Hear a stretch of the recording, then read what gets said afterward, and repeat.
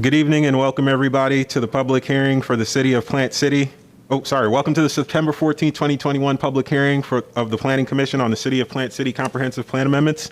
We thank you for attending this meeting. Your comments and participation is encouraged. To minimize feedback in the audio, all participants in the meeting will be muted until it is their opportunity to speak. Planning commissioners should raise their hand or unmute themselves and turn on their camera to indicate that they would like to speak. Please be sure to state your name at the beginning of your remarks for the benefit of the clerk. There will be an opportunity for members of the public to provide comments when your name is called. You will be unmuted when it is your turn to speak. Please wait until the chair calls on you to begin speaking. State your name at the beginning of your comments and adhere to the time limits. If anyone has difficulties or is watching via HTV and would like to provide comments to be included in the record for local government hearing, please email them to planner@plancom.org. That's planner@plancom.org. For those of you who are not familiar with our process, the meeting will be conducted as follows. The agenda item will be introduced. Staff will give their presentation with a 15-minute time limit. The applicant will be given the opportunity to make a presentation with a 15-minute time limit. Following presentations, members of the public may address the Planning Commission when recognized by the chairman. Public comment will be heard for 3 minutes per person. The applicant will be afforded a 3-minute period for rebuttal or response. Planning commissioners will then ask questions. Public comment will be closed. Then upon a motion, a second, and discussion, a vote will be taken. With that, I'll ask the clerk to please go ahead and call roll. Good evening, Commissioners. Bernstein? Here. Cardenas? Here. Dickerson? Here. Dix? Here. Dowdy? Here. Handy? Handy? Kress? Here. Linkus? Linkus? Marino? Here. Howell? Here. Rodriguez? Here. Joseph? Here. Thank you. You have a quorum. Thank you.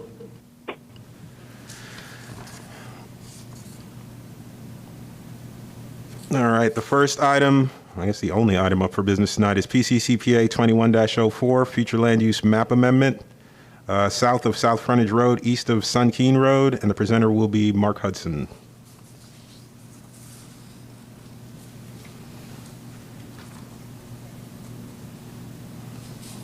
Good evening, Commissioners. Mark Hudson, Planning Commission staff. Can you see my slide presentation? Yes. Great. We have one plan amendment that we are processing for the City of Plant City this cycle. As the chairman already noted, it's PCCPA 21-04.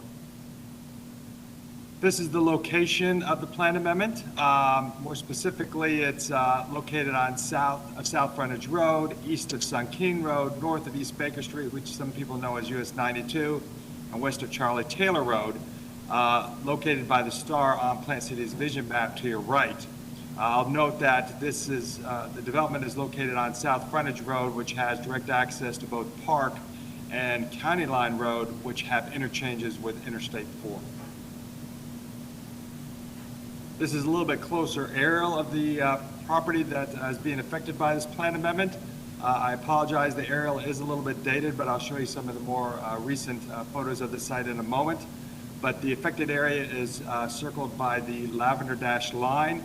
The applicant already controls land to the north, east, and south, and that is being developed as a project known as City Furniture Incorporated. And some of you may have seen that development going on already along Interstate 4, and I have some slides of that as well. Across Sun Keene Road is a man-made water feature, and north of that is a multifamily apartment complex. Going south along Sun Keene Road are some single-family homes on large lots, and once you get to US 92 or East Baker Street, there are located at that intersection are some commercial and industrial activities in unincorporated Hillsborough County. What's up? A little bit of background. This is been privately initiated. It's being processed as part of annexation and also planned development zoning. It's a small scale amendment coming in under 1 acre. Its current land use is Hillsborough County Residential 1, and the applicant has requested Plant City mixed-use residential commercial, and for also the area to be under the I-4 Tech Corridor overlay. This is the future land use map as it is today, and in this case, you can see the affected plan amendment area surrounded by the black dashed line. To the north, east, and south has the mixed-use residential commercial plan category that the applicant is requesting. You can see the dark yellow for the Plant City. This one's still bugging. Plant City Residential 12, which represents the multifamily complex. And directly across the street is Hillsborough County Residential 1, and also further south along Sunking Road is that land use category as well. And this shows you how that would change if it was approved by the Plant City City Commission to basically match the land use designations to the north, east, and south. I did want to show you this slide as well. There is an overlay district in this area called the I-4 Tech Overlay, and that allows some additional uses that generate employment opportunities for the community, particularly those that represent higher paid employment opportunities. And the applicant's remaining portion of their property that they're developing for this furniture showroom and warehouse is already within that plan category to the north and to the east, and they want to incorporate this one as well. I did include this slide as not the best slide in the world, but for a question that was posed by Commissioner Handy at our briefing, and it just shows you the property in relationship to the overall development for City Furniture. The whole area that they're involved with encompasses the area surrounded by the highlighted, I guess it's a green and blue line. They also have some land to the south. I believe the applicant has a PowerPoint as well, and I think they have perhaps a better slide indicating the overall size of the development. The development footprint is being shifted to the west to avoid some natural preservation lands that are shown on this graphic to the east. And there are no proposed development as far as square footage on this property. My understanding is primarily being used for an access point. So we did analyze this based on maximum build out. Existing is one dwelling unit, as you might expect with a Hillsborough County Residential 1 land use category and being under an acre. Theoretically, you could put 10 units on that with the new plan category. However, we know that that is not the intent of the applicant. So we concentrated on the development potential of a little over 13,000 square feet of commercial uses, or just under 20,000 square feet of light industrial uses. I do have some other photographs to give you a little bit better idea of the character of the area, so you can make an informed decision on this application. This shows you the house that's currently resides on the affected parcel. And this is a close-up of that house. When I was out there, I believe the house is currently vacant, but it did have access to Sunking Road. This is a little bit dated photograph I took a month and a half or so ago. This is City Furniture Incorporated. It is my understanding it's going to be the largest furniture warehouse and showroom in the state. And if you went out there today, I drove by it over the weekend, they're actually starting putting up some of the sides of the property. So the project is moving forward, and the applicant hopes to bring this small parcel in and incorporate that into their planned development zoning. These are the apartment complexes that are to the northwest of the site that I showed you on the aerial. And this is looking north on Sunking Road, basically standing at the affected property's edge. You can see that there's a privacy fence that separates this use from the man-made water feature to the east, and also you can see off in the distance some of the apartments. And this is looking south of Sunking Road. Again, predominantly along this roadway is single-family homes on large lots. Some of them are vacant. There are some limited agricultural uses. And then once you get to East Baker Street, you see some commercial and industrial activity.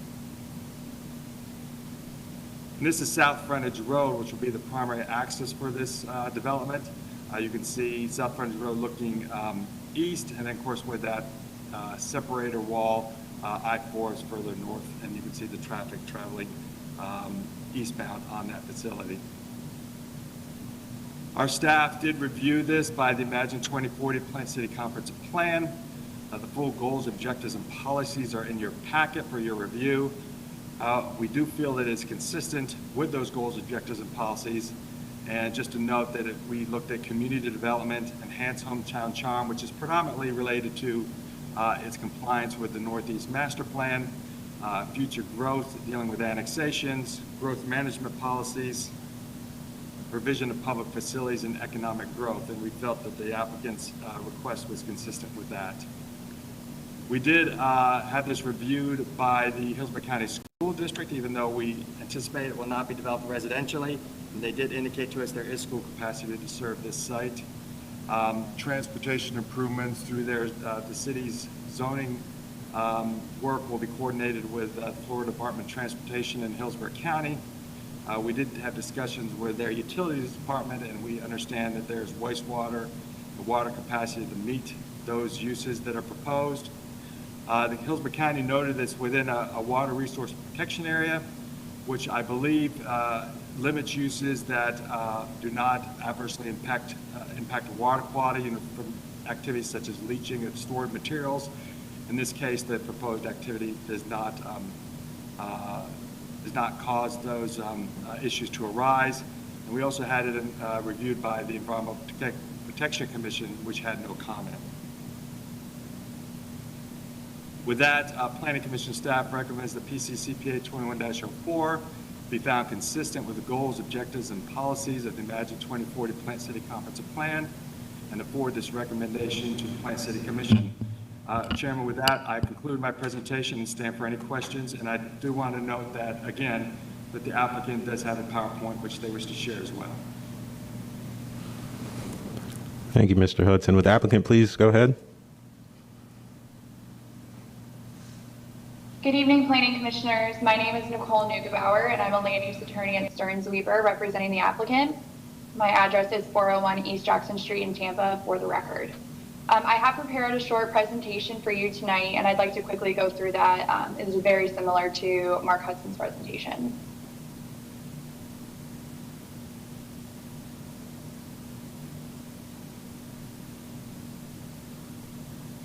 The property is located in northeast Plant City, south of I-4 and east of Sun King Road. As Mark Hudson mentioned, it's about 8.89 acres. It is surrounded on 3 sides by the existing city furniture, warehouse, and showroom that was approved earlier this year through an annexation, comprehensive plan amendment, and rezoning. I know Commissioner Handy brought up the location of the larger warehouse in connection with this request, and if you look at the second graphic on the screen, it does show where this property is located in context with the larger city furniture project. The request before you today is to change the future land use category for that 0.89 acre parcel from Hillsborough County Residential 1 to Plant City Mixed Use Residential Commercial, and include the property in the I-4 Tech Corridor overlay. We have also submitted an annexation application and rezoning application concurrently with this request. This request is consistent with the Plant City Comprehensive Plan. We are adding this piece into the larger city furniture project in order to increase truck navigability and facilitate an easier truck turnaround in that corner. On the screen now is a current future land use map. As you can see, the property is currently in R1 in Hillsborough County. This is a proposed map. The blue square would then become the MURC future land use category if approved. And here's a map of the I-4 Tech Corridor overlay. We have no objections from any reviewing agencies, and Planning Commission staff did find this project consistent. The reason that this parcel was not added when the city furniture went through this process earlier this year was because it was unavailable to city furniture. With that, we respectfully request that you recommend approval to the Plant City Commission, and I'm available if you have any questions. Thank you. All right. Was there anyone sign up for a public comment on this item? No, sir. Nope. All righty then. We will turn it over to the commissioners on this one for questions or comments, discussion. Oh. Not seeing any hands up. I will go ahead and close the public comment and open it up to motions from the commissioners. Commissioner Dix. Thank you, Mr. Chairman. I would move that we find that the proposed future land use designation in Plant City PC CPA 2104 to be found consistent with the imagined 2040 Plant City Comprehensive Plan, and then forward that on. Second. I have a motion of consistency finding by Commissioner Dix, a second to that motion by Commissioner Powell. Is there any other discussion from the commissioners on this item? Seeing none, I will ask the clerk to go ahead and do a roll call vote. Ernstine, Yes. Cardenas, Yes. Dick, Yes. Dowdy, Yes. Kress, Yes. Marino, Yes. Powell, Yes. Joseph. Yes. Thank you. Motion carried 8-0. Thank you. That was our only action item and only item in that meeting. So we'll thank you, Mr. Hudson. Thank you to the applicant, and we will adjourn that meeting and go quickly into our next public hearing, if you'll bear with me for a second. Welcome everybody to the September 14th, 2021 public hearings of the Planning Commission on City of Tampa Comprehensive Plan Amendments. We thank you for attending this meeting. Your comments and participation is encouraged. To minimize feedback in the audio, all participants in the meeting will be muted until it is their opportunity to speak. Planning commissioners should raise their hand or unmute themselves and turn on their camera to indicate that they would like to speak. Please be sure to state your name at the beginning of your remarks for the benefit of the clerk. There will be an opportunity for members of the public to provide comments. When your name is called, you will be unmuted when it is your turn to speak. Please wait until the chair calls on you to begin speaking. State your name at the beginning of your comments, and adhere to the time limits. If anyone has difficulties or is watching via HTV and would like to provide comments to be included in the record for the local government hearing, please email them to planner@plancom.org. That's planner@plancom.org. For those of you who are not familiar with our process, the meeting will be conducted as follows. The agenda item will be introduced. Staff will give their presentation with a 15-minute time limit. The applicant will be given the opportunity to make a presentation with a 15-minute time limit.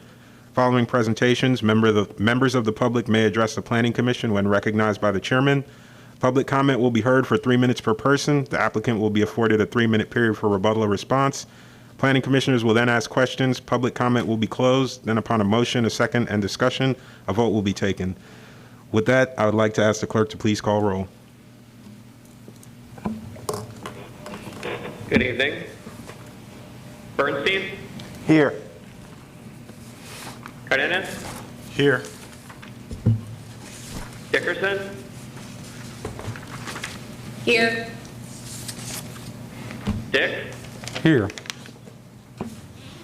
Dowdy, Here. Andy, Kress, Here. Lincoln, Marino, Here. Powell, Here. Rodriguez, here. Joseph, Here. thank you. You have a quorum. Thank you. All right, the first item we have up for action tonight is TACPA 2111, floor area ratio for residential in community mixed use 35, community commercial 35, and urban mixed use 60. And the presenter will be Mr. David Hay. Good evening, Commissioners. David Hay with your Comprehensive Plan and Policy Review Division. The next item before you is a recommendation on TACPA 2111. This amendment deals with changes in floor area ratio that can be utilized under the Community Mixed Use 35, the Community Commercial 35, and the Urban Mixed Use 60 future land use category. A little background about the request. On April 1st of this year, Tampa City Council directed city staff to review the use of floor area ratio in determining maximum development potential for single-use structures. This ability to utilize FAR within the mixed-use categories has been an option within the comprehensive plan since at least the 1998 comprehensive plan. The purpose, as stated in the 1998 plan, was, quote, "This concept permits residential uses to be competitive with commercial and/or office uses," unquote. After a stakeholder meeting was held on May 25th, city staff revised the original draft language. Another stakeholder meeting was held on August 3rd. Now to go through the proposed changes. For reference, the proposed language is provided in your packet on page 12 and 13. The most significant change is the removal of utilizing FAR in determining maximum residential density in the South Tampa and New Tampa planning districts when developing single-use residential structures. Here we have the city's vision map. You can see the five planning districts within the city of Tampa. The South District is everything below this purple and green line. This all consists of the South Tampa Planning District, basically the Inner Bay Peninsula. The New Tampa Planning District is basically in this pink, kind of purplish pink color, north of USF. The remaining three, University, Central, and West Shore, as you can see, they contain all the urban villages and business centers. Based on the district's characteristics, the comprehensive plan, when has viewed these two districts, that's the South Tampa and New Tampa planning districts, as providing, quote, "limited growth opportunities," unquote. Other changes within the land use descriptions include the removal of the statement, "whichever calculation is more beneficial to the development," and the addition of, quote, "determining a site's," unquote, to clarify an existing sentence within the land use description.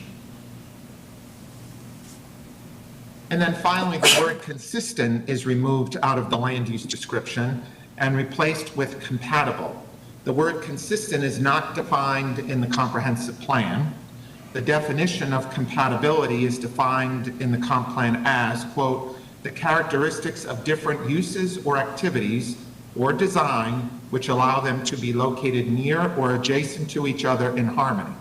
Some elements affecting compatibility include the following: height, scale, mass and bulk of structures, pedestrian or vehicular traffic, circulation, access and parking impacts, landscaping, lighting, noise, odor, and architecture. Compatibility does not mean the same as, rather it refers to the sensitivity of development proposals in maintaining the character of existing development. Your planning commission staff has reviewed the proposed request and has identified some key aspects of the proposed change. One, the proposed language continues to promote a mixture of uses within the two planning districts.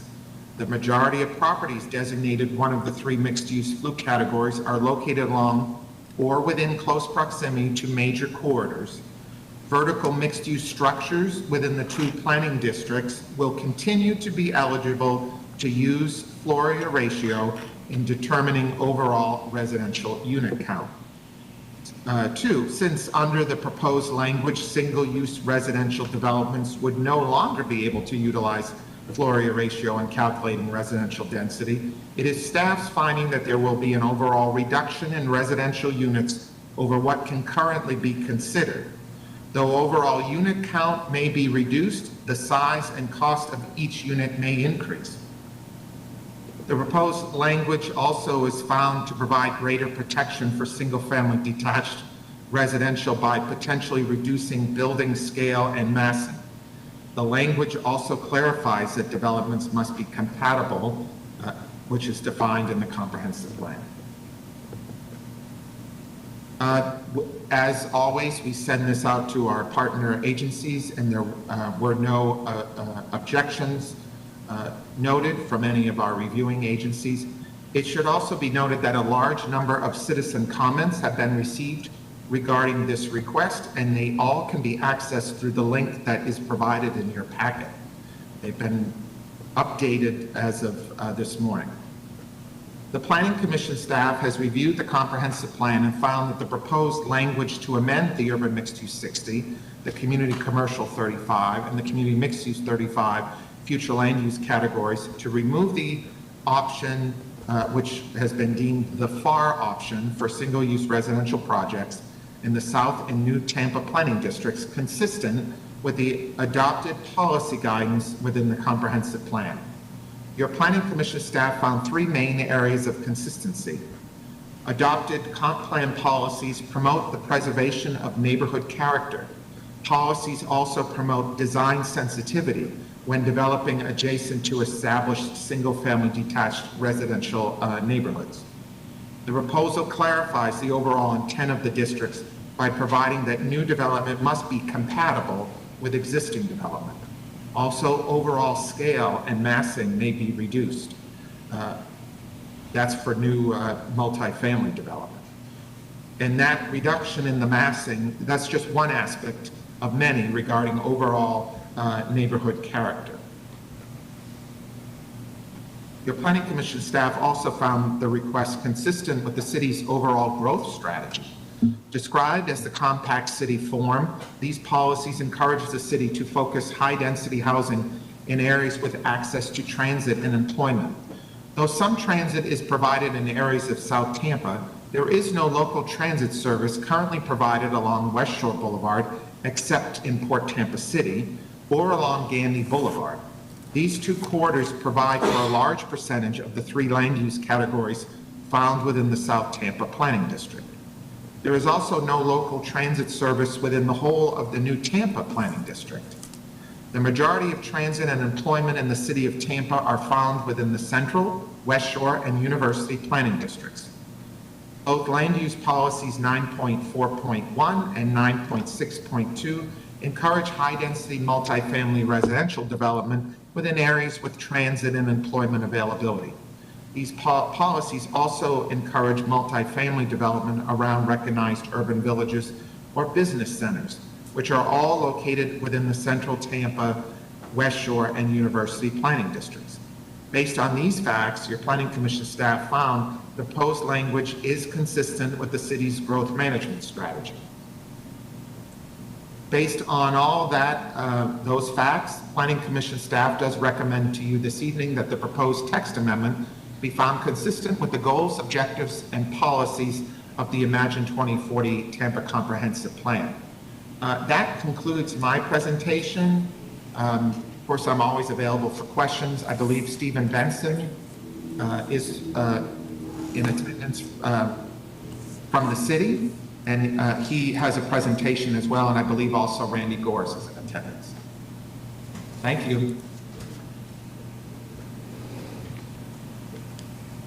Thank you. Yes, Mr. Benson, please go ahead.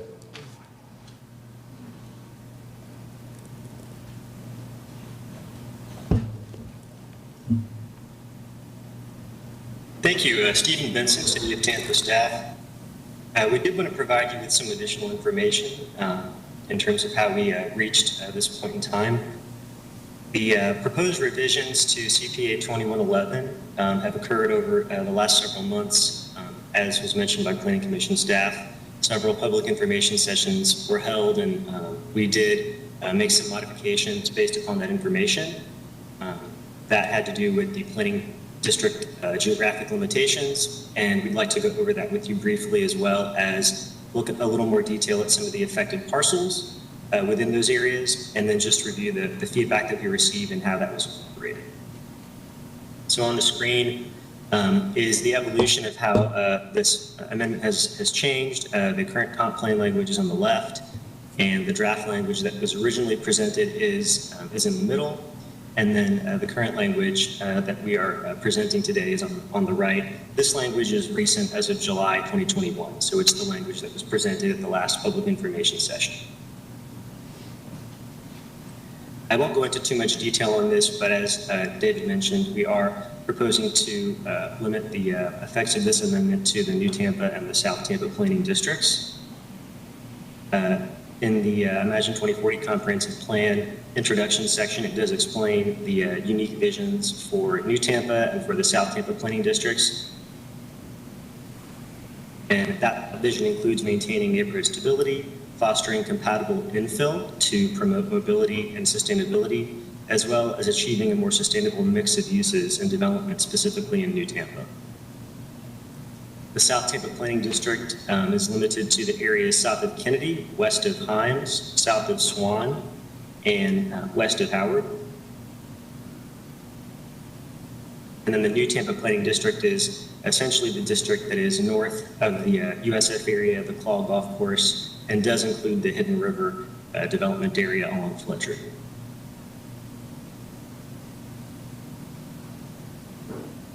The map on the screen shows you in the 3 different colors the parcels that this amendment would affect throughout the entire city. However, based upon the input that we received and the review of the existing comprehensive plan, as I mentioned, we are limiting to the areas and the 2 planning districts that were just mentioned.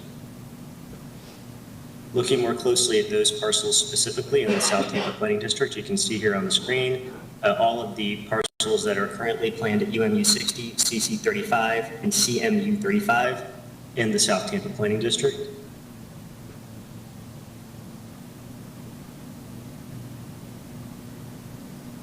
And then on the screen are the lands here in the New Tampa Planning District that will be affected.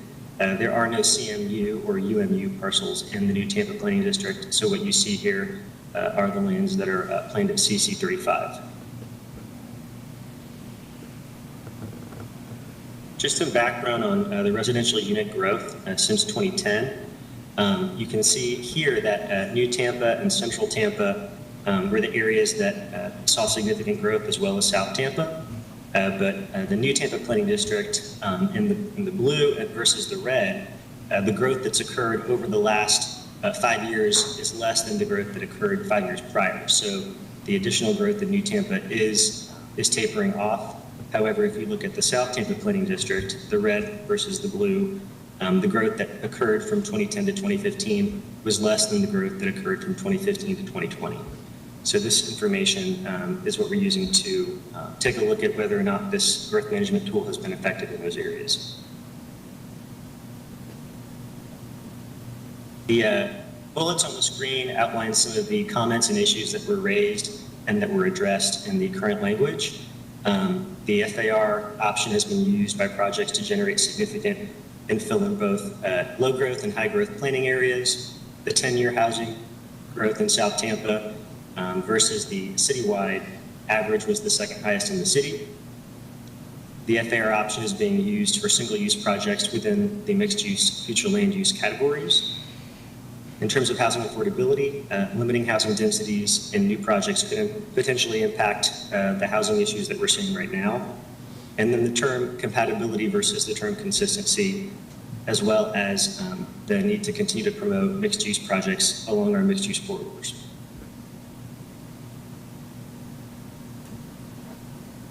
As David mentioned, the term consistent is defined in the comprehensive plan of our land development code, and so we recommend replacing this with the term compatible, which is defined in the comp plan and land development code. And then again, one overview here, the 2 areas that are being affected are in pink and in yellow. The area in green will not be affected.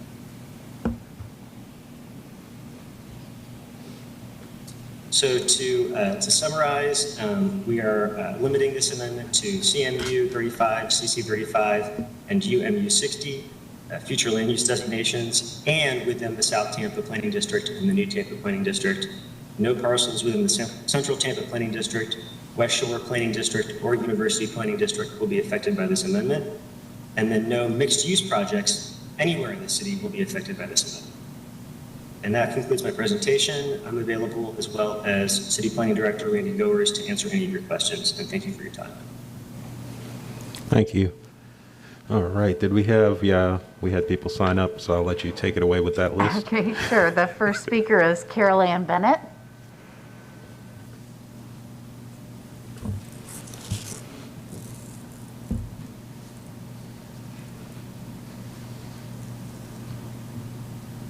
Hello, can you hear me? Yes, please, go ahead.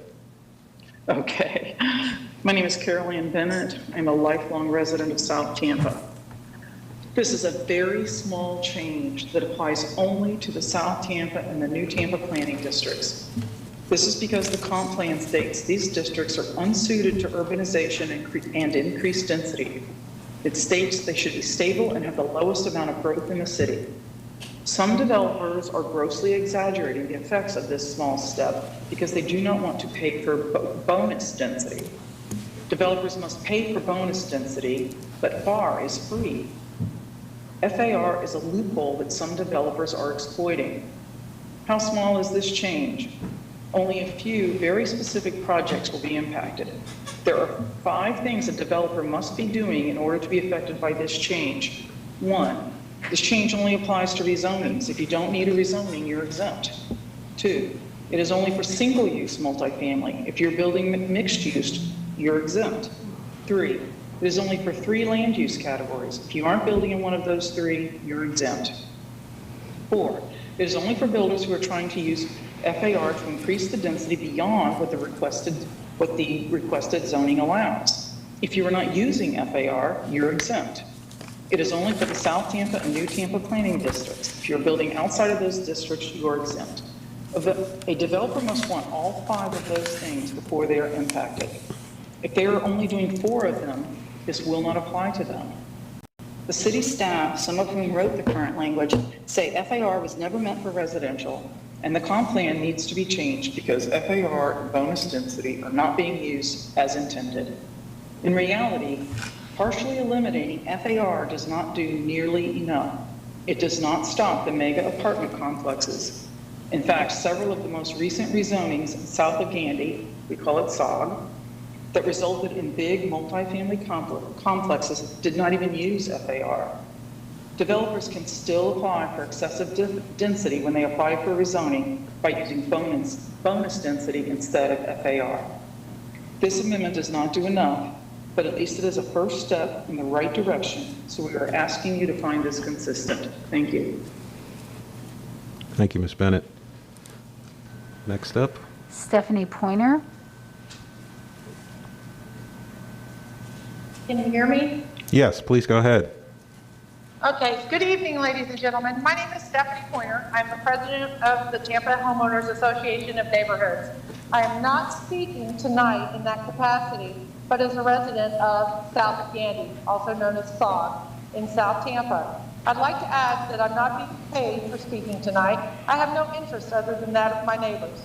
Many who have reached out via email to Mr. Hay to be on the record that they are against multifamily being added, let alone using the FAR to increase the dwelling units further in our neighborhoods. I am not going to read the comprehensive plan of 2040 to you, but I'd like to point out that on page 14, both New Tampa and South Tampa are captured as traditionally single family that would not be compromised, that should not be compromised by increased urbanization and defined as areas of stability. I'd offer that stability has been thrown out the window. Since I have never been before the commission previously, I'd like to point out some facts about SOG.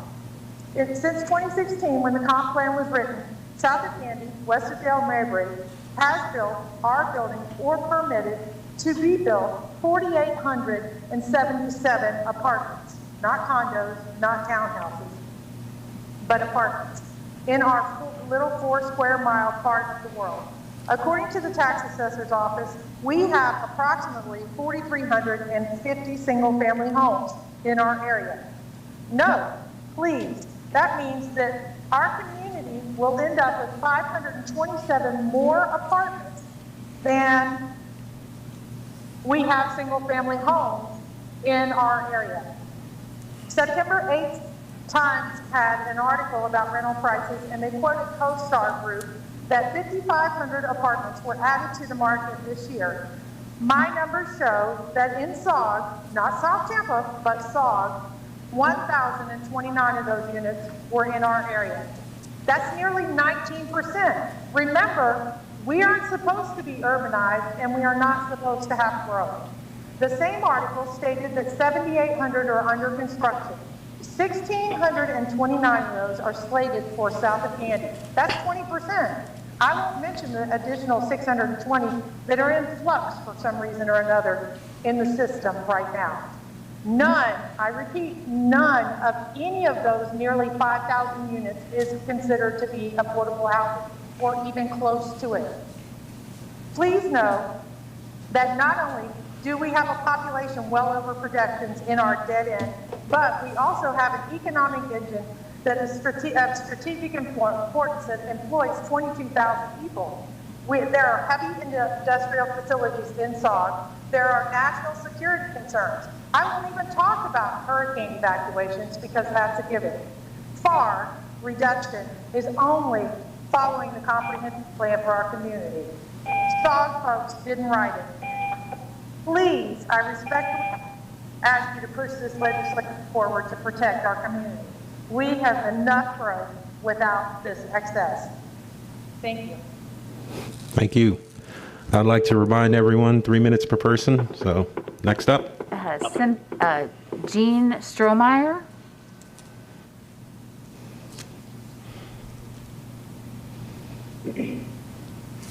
Hello? Oops. Yes, please, go ahead. Can't see my video. Is it working? Oh, hi. Hi, my name is Jean Strohmeyer. I am the president of Inner Bay, south of Gandy, Neighborhood Association. Did you sign in? Hello? That's weird. I've been listening to everybody and listening to this. Listen, we have been, for 2 years in front of City Council, trying to limit the overbuilding down here south of Gandy. We're on a dead end. We're in a peninsula. There was expected to be the 100-year flood. I think we might have had it today, but just due to the rain we just had. But in an evacuation event, we can't get out of here. Even though this small change to FAR is not going to really make a difference, as Carol Ann had stated. It really didn't help. It wouldn't have helped 3 mega apartment complex coming down into the peninsula, thereby doubling our single family population to apartments. We were supposed to be an area of stability. That has gone to the wayside. We just need this little small step for our neighborhood. All we're doing is trying to make sure, number one, that we can get out here safely, which I don't even think we're going to be able to do in case we have a storm surge. We have one way out, and this is the first you guys are hearing of it, but we are on a dead end. We have MacDill Air Force Base that would have to evacuate thousands and thousands of people in an event. After 9/11, the real one, when 9/11 happened, we were stuck. We were stuck, and that didn't even happen here. So any national security event, we're stuck here. So any increase in population and density due to FAR is going to be met with it'll be a bad idea. And our city council, they know that, and so we just ask that you just eliminate this small portion, and it helps us a little, not nearly enough, but it'll help a little bit, and we appreciate your time. Thank you. Have a great day. Thank you. Cynthia Spidell.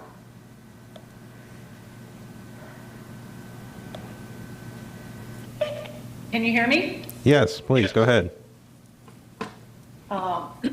Thank you. My name is Cynthia Spidell. I'm Associate Director of Planning at Stearns Weaver. I'm an AICP certified planner with over 16 years of planning experience, and it is my planning opinion that the proposed change is inconsistent with the comp plan and the very policies quoted in the staff report. It is counterintuitive to key urban design principles, namely walkability and the provision of diverse housing options. The staff report even acknowledges that a consequence of the amendment will be larger units. And as we all know, larger units are more expensive than smaller units, and thus less affordable. The staff report also specifically calls out Rattlesnake Point, which in itself is also a peninsula and in transition with unique geographic features. The multifamily developers, or any proposed multifamily developers on Rattlesnake Point, they should be able to design their structures in mass and scale with each other and not with residential communities miles away. Additionally, applicable, compatible nearby development to Rattlesnake Point and mass and scale that could apply are West Shore Marina District and the West Shore Yacht Club. And as you can see from the West Shore Yacht Club, they have 15-floor, 180-foot condo high-rises adjacent to single-family residential, and it works and it's successful. Therefore, in conclusion, I ask that the Planning Commission find the proposed amendment inconsistent with the applicable provisions of the comprehensive plan and deny the amendment, and thank you. Thank you. Jacob Kramer.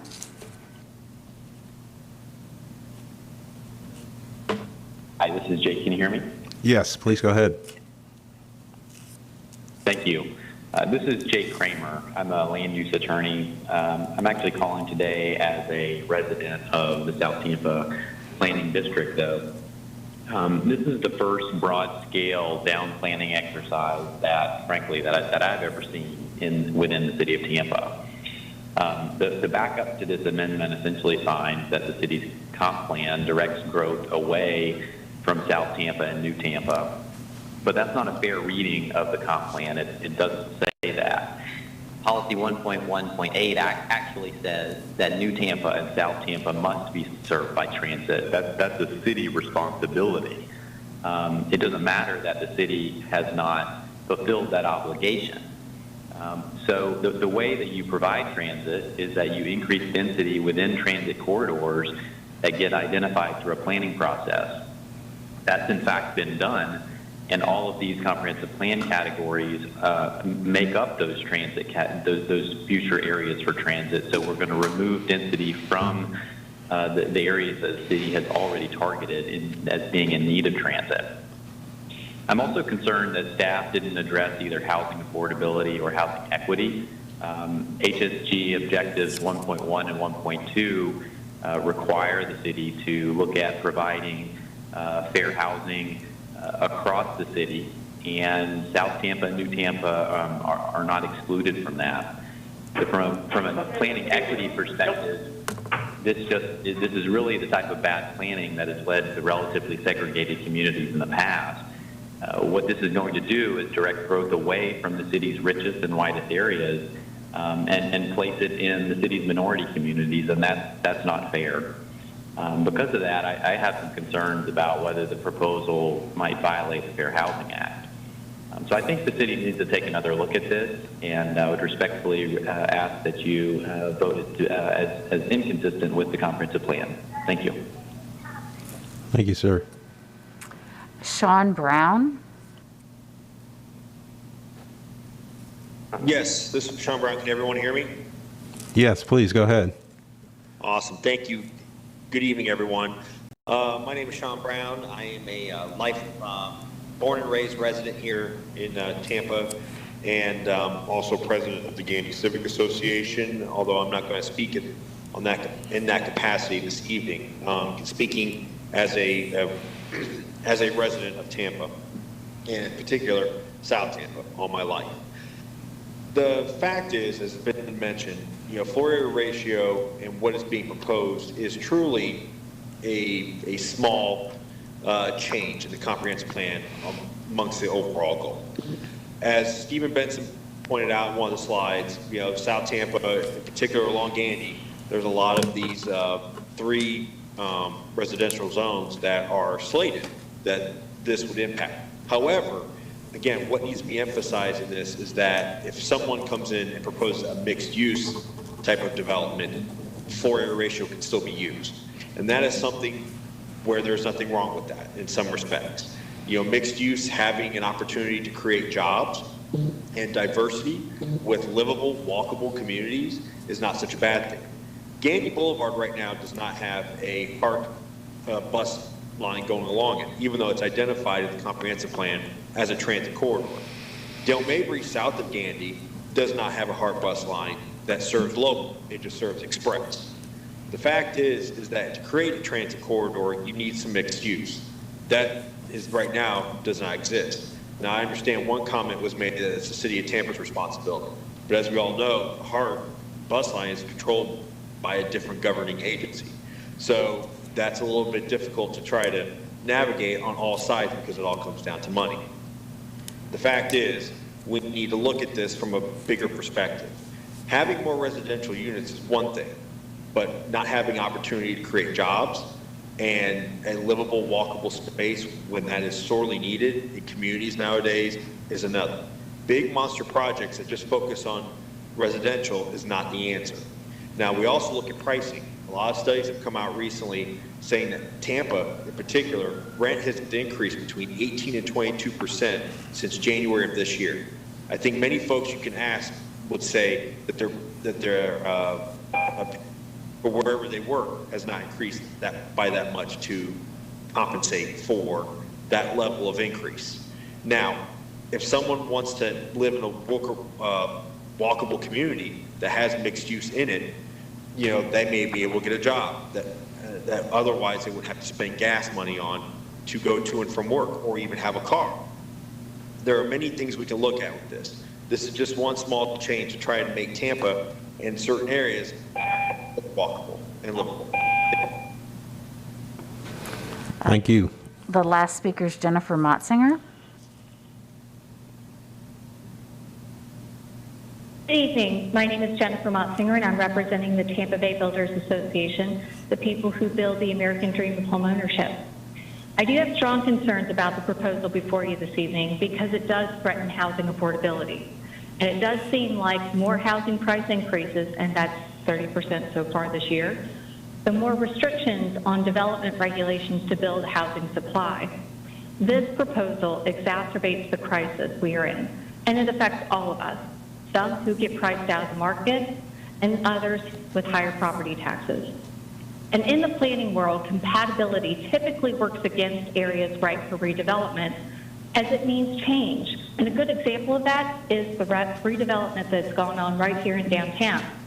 A lot of investment went into changes we see today, but not sure that would be possible because right now, compatibility, there's a lot of difference between compatibility and what we have today. And I doubt anybody would disagree that we still don't have transit downtown. Well, not yet anyway. An important element that was not addressed in what I read in the staff findings was the fact that the use of FARs drives down the cost per unit by allowing greater density. This in turn allows for lower cost housing. I don't feel it's relevant to debate the difference between market rate, low cost, or affordable housing. These terms have been basically rendered meaningless because of the extremes in land costs, building materials, labor availability, and that has all dramatically affected every element of housing. In my opinion, the removal of the FAR is counterproductive to the well-considered and placed developments being proposed in those areas and does nothing to address the infrastructure improvements in the areas that deserve to be kept up with growth in those areas. It does not send a good message. It actually sends a message to everybody that the city is not interested in transit-oriented development. It's not interested in density, and it's certainly not interested in housing for all. Sadly, we are following the example cities where people are fleeing right now because they can no longer afford to live there. Please consider these long-term effects in your decisions tonight. Remember that you are the independent professional body that plans for the 25-year horizon. Just ask yourself, if this density is not going to go here, where will it go? Because it's not going to go to Brandon, and it's not going to go to Riverview, and it's certainly not going to be here in Tampa. Thank you, and I respectfully request that you find this inconsistent with your comp plan. I appreciate your time and consideration. Thank you. Before you move to board discussion, I think the city had a couple of additional comments as the applicant. Well, yeah, I was going to give him a chance to rebut. Sorry. Yeah. Mr. Benson or Mr. Goers?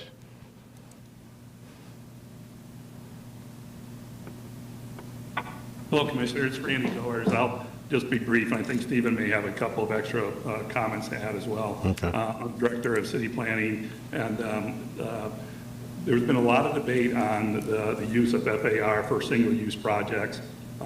We believe that it's not going to impact the amount of housing that is going to occur in the city at all. It's going to affect the amount of housing that's going to occur on specific parcels in 2 districts in the city. The entire, the central planning district is huge. It needs housing. Single-use residential projects are more than welcome there. We invite all the developers to locate them there and help build up the density that we need. I think what we'll see in the South Tampa and the New Tampa districts are more mixed-use projects, because mixed-use projects can still use FAR, and if you get an apartment building with 300 units in it, that's about 400 or 500 people. They're going to need a restaurant, coffee, places to go, and that's the kind of projects that our plan is looking to create throughout the city. So this isn't going to have a negative effect. It's only going to affect certain parcels and certain property owners in interest that want to build single-use residential projects, because it's easy right now, and that's where the demand is. So I think maybe the option they have is they can always request a plan amendment to increase the density to allow them to build the number of units that they're looking for. So there are no negatives to the project, other than, again, to a few parcels or specific parcels that have an intent to construct that residential only in those areas of the city. I'll defer to Stephen for any other comments he may have on his presentation.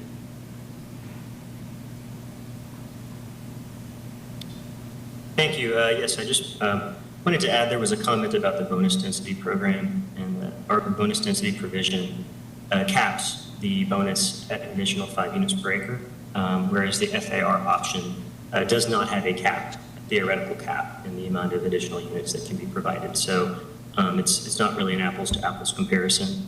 And that's it. Thank you. Thank you. All right. With that, I will turn it over to the commissioners for discussion, comments, questions on this item. Not seeing any lights in the room or any hands being raised online. Commissioner Marino, yes. Yeah, I just want to make a comment. First of all, I want to thank all the folks in the community who have been working on this, and then obviously city staff for working and their outreach to them and making sure their concerns were heard. I think going back to the slide that shows where development is occurring and the percentages, if this is to go forward tonight, there needs to be a carrot and stick approach, in my opinion. We're going to have to incentivize development in Central City, West Shore, and the university, because clearly development is happening in South Tampa and New Tampa because you could afford to charge higher rent, higher prices, because those places are in demand. There's a lot of tools at the city's disposal to encourage further development in those 3 core districts. And, it's an interesting step to take this, to go forward like this. There are parcels along the CSX line, South Tampa, that would be impacted. There are parcels in the transit corridor along Bruce B. Downs that would be impacted. There's definitely a case to be made that those places are overdeveloped, but if those places are overdeveloped, then the core is underdeveloped. And we need to make sure that we're encouraging that development in the core.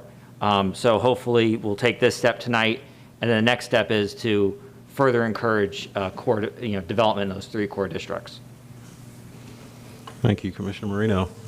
Are there any more comments? Commissioner Powell, yes. Thank you, Mr. Chair. One thing that sort of concerns me, I've heard from some of the public comment, and I think it was mentioned by 2 or 3 different people, that in particular for those that are in the south of Gandy, that that area was supposed to be an area of stability.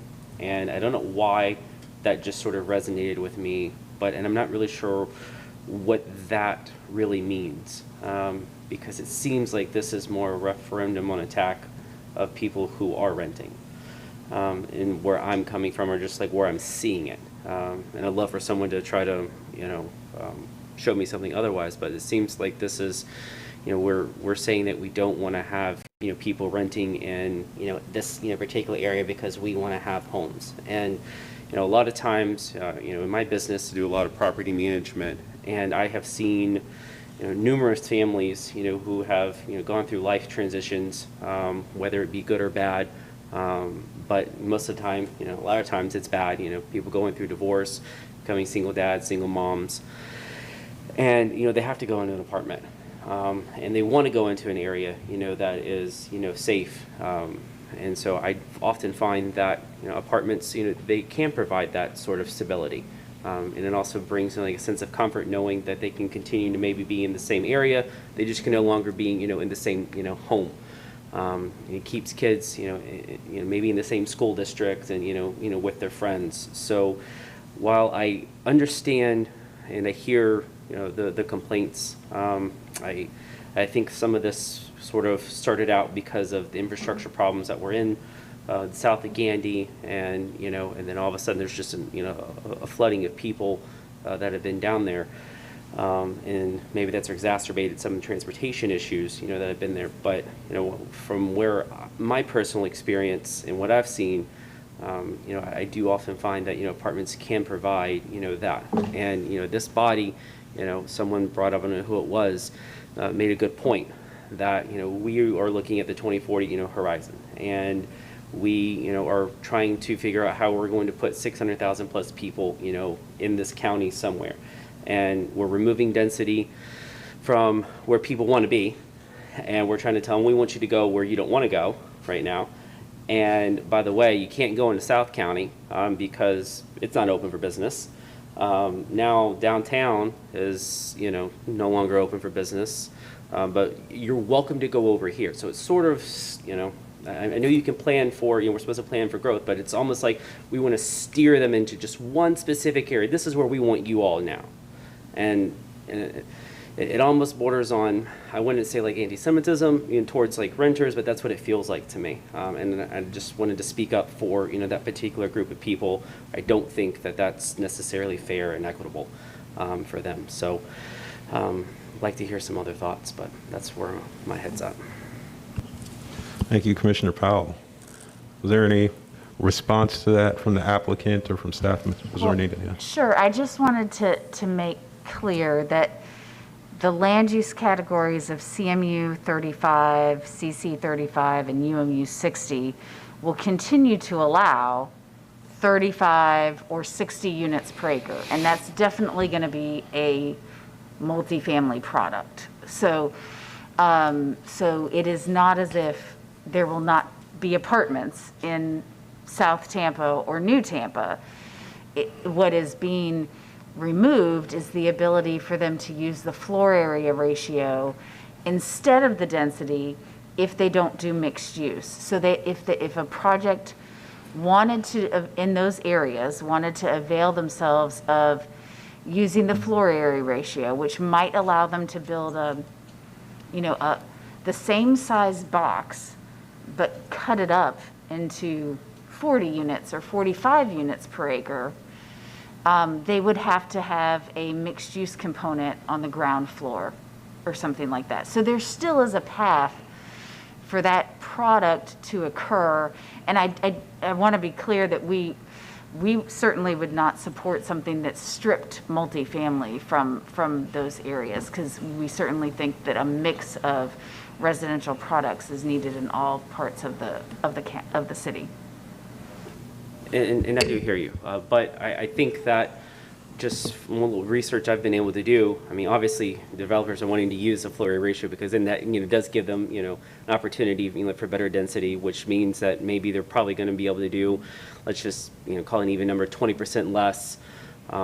So therefore they can't do as many, which is going to mean in order to make the project viable, rents are going to have to be higher, or prices are going to be, higher. So the affordability factor, isn't going to be there. But what I was actually more pointing towards is the sentiment that I hear and what I feel, is directed at a group of people, particularly those that are, renters. And there seems to be like there is a disdain, like we don't want you renters in our area, get out. Like, and that's That's not true. That's what I feel like I hear. No. And what I see.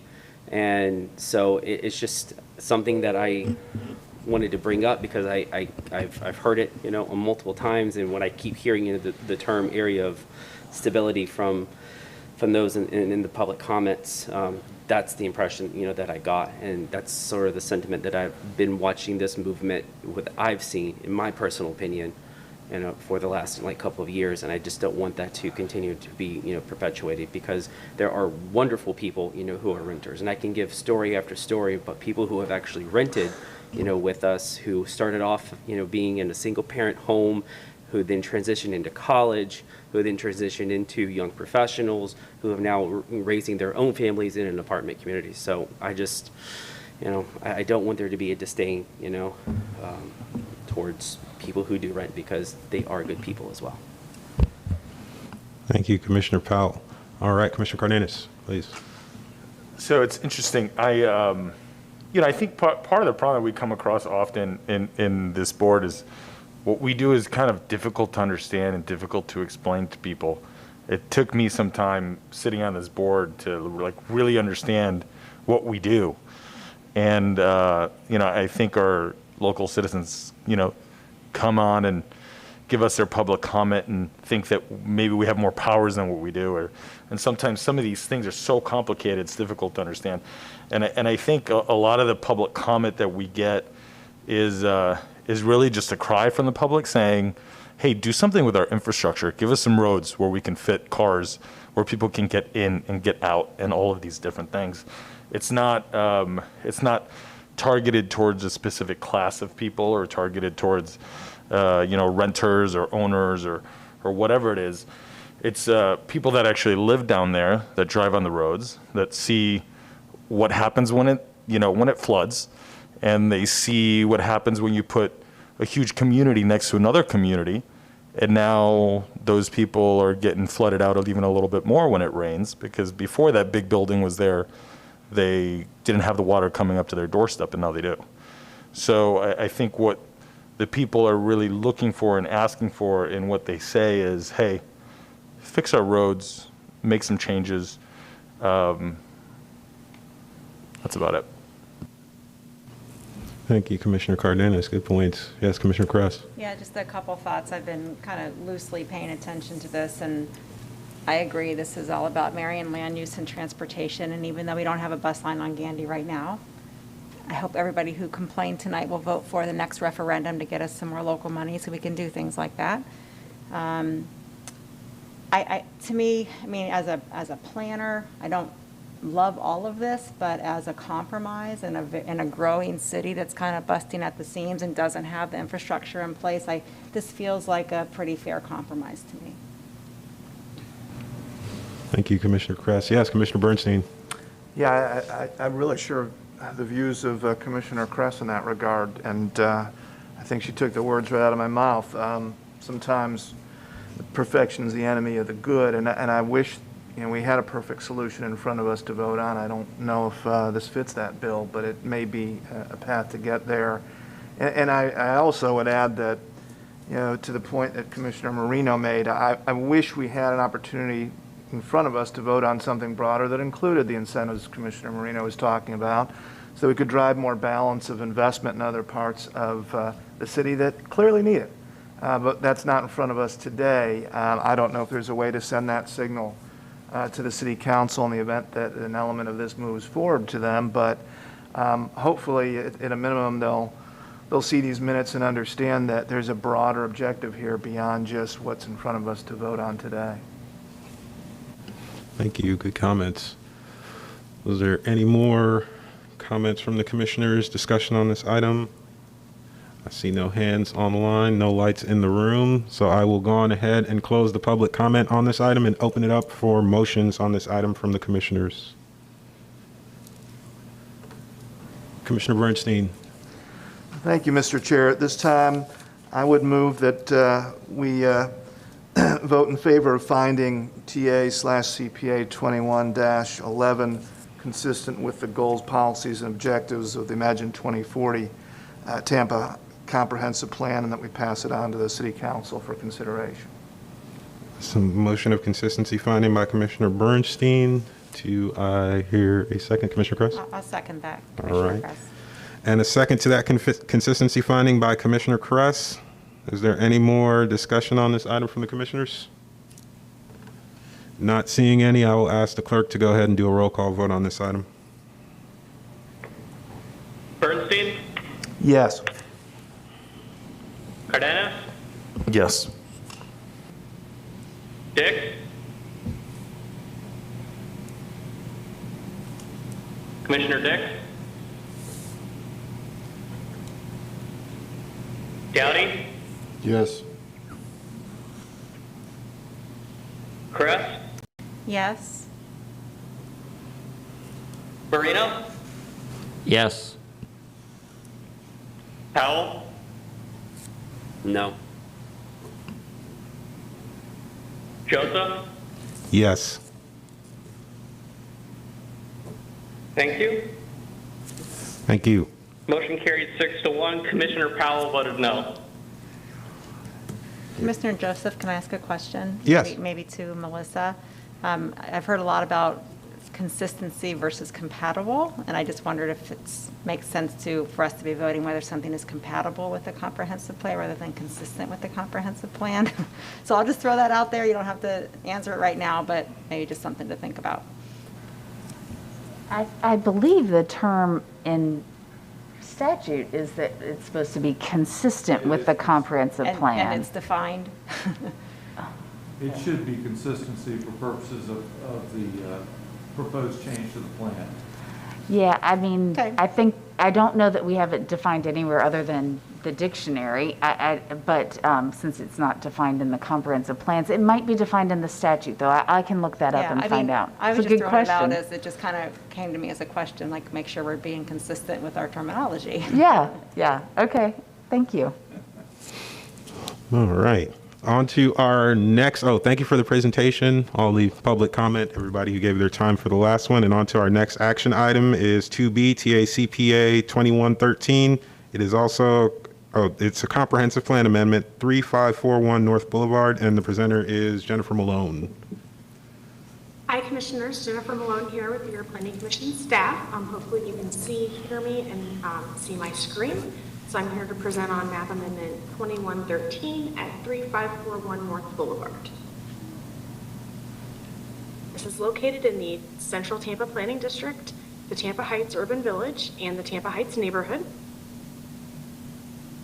It is a privately initiated request, small scale at about 1.56 acres, and the request before you today is from public, semi-public to residential 10. I have an aerial of the subject site. It is outlined in the pink purple color. I'm going to note that North Boulevard is kind of the dividing line in the area. So everything to the east of North Boulevard, the subject site included, is located in Tampa Heights, the Tampa Heights Urban Village and the Tampa Heights neighborhood. Everything to the west of North Boulevard is located in Riverside Heights and is not included in the urban village. To the north of the site, you can see the Calvin Taylor Park. I'm not sure if my cursor is showing up, but that's to the north. To the south of the site, it's out of frame, but there's the Plymouth Playground. The yellow star to the north of the subject site represents the other parcel of the Showman's Cemetery. So the Showman's Cemetery are two parcels, the yellow star to the north, and then the subject site itself today. The blue parcel to the east is the Jewish Cemetery. The purple star to the south is a place of religious assembly which has been developed at the corner of West Plymouth Street and North Boulevard. Everything else in the surrounding area is the Woodlawn Cemetery owned by the city of Tampa, but those three stars are not owned by the city of Tampa. So I just wanted to make that very clear that there's some different ownership in this area, including that place of religious assembly to the south with the purple star, which has been developed. There's a building on it just right there to the south. So I have some site pictures. This is a portion of the Showman's Rest Cemetery along North Boulevard. I'm just going to make sure state it again. This is not included in the request. We actually go back to the aerial. You can see that the buildings have been cut out of the request. So the mausoleum here and then to the, is not within the request. So this is just for surrounding pictures of the area. Here's another mausoleum that's not in the request, but just to kind of give you an idea of what's around it. This is the subject site facing east. That is part of the request. When I took this picture, the subject site was behind me, and I'm looking straight ahead at the intersection of West Ohio Avenue and North Boulevard, facing west into the Riverside Heights neighborhood. And this picture, I'm looking south along North Boulevard, see those single-family houses. And here we have the adopted future land use map.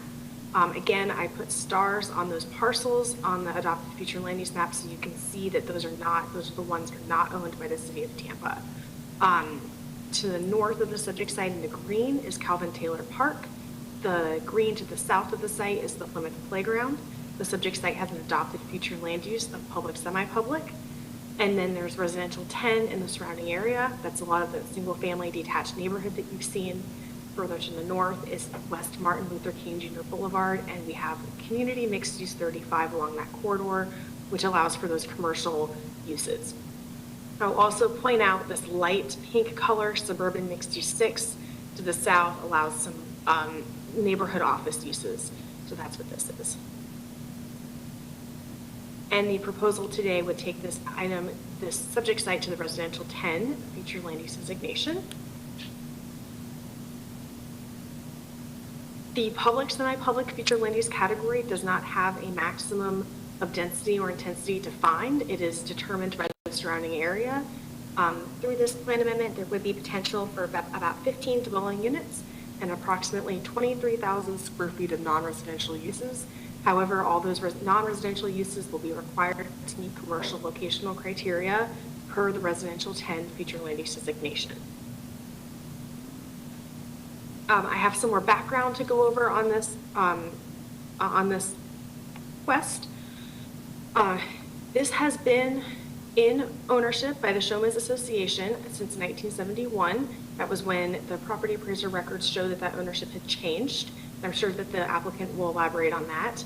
I went back to the preliminary subsector plan in 1975, and I saw that this was public, semi-public future land use back then.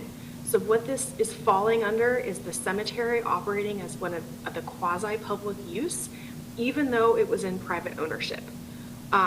So to allow a parcel to be designated as public, semi-public, but not operating outside of the public use, the comprehensive plan states that the affected property shall be the subject of a plan amendment to determine the appropriate regulatory land use designation for said parcel.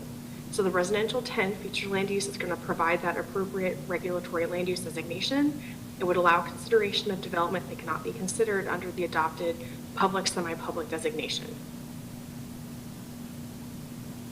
The applicant has provided a final report geophysical investigation, Sherman's Rest Site, which is included in your packet, and it states that no objects, as would be associated with buried graves, were encountered on the 12 test locations performed at the project site.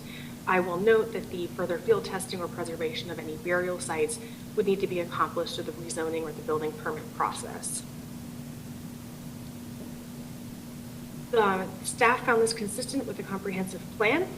Additional infill housing opportunities compatible with the surrounding development is always encouraged by the comprehensive plan. So as you saw, there's already residential 10 within the surrounding area, and this is going to provide development at a similar density to the surrounding area. We also found that it's consistent with their urban village policies that do seek to allow a greater share of growth while balancing the scale and development of the surrounding community. And this would provide additional land for future population growth while protecting the character and maintaining the existing density of the surrounding single-family area.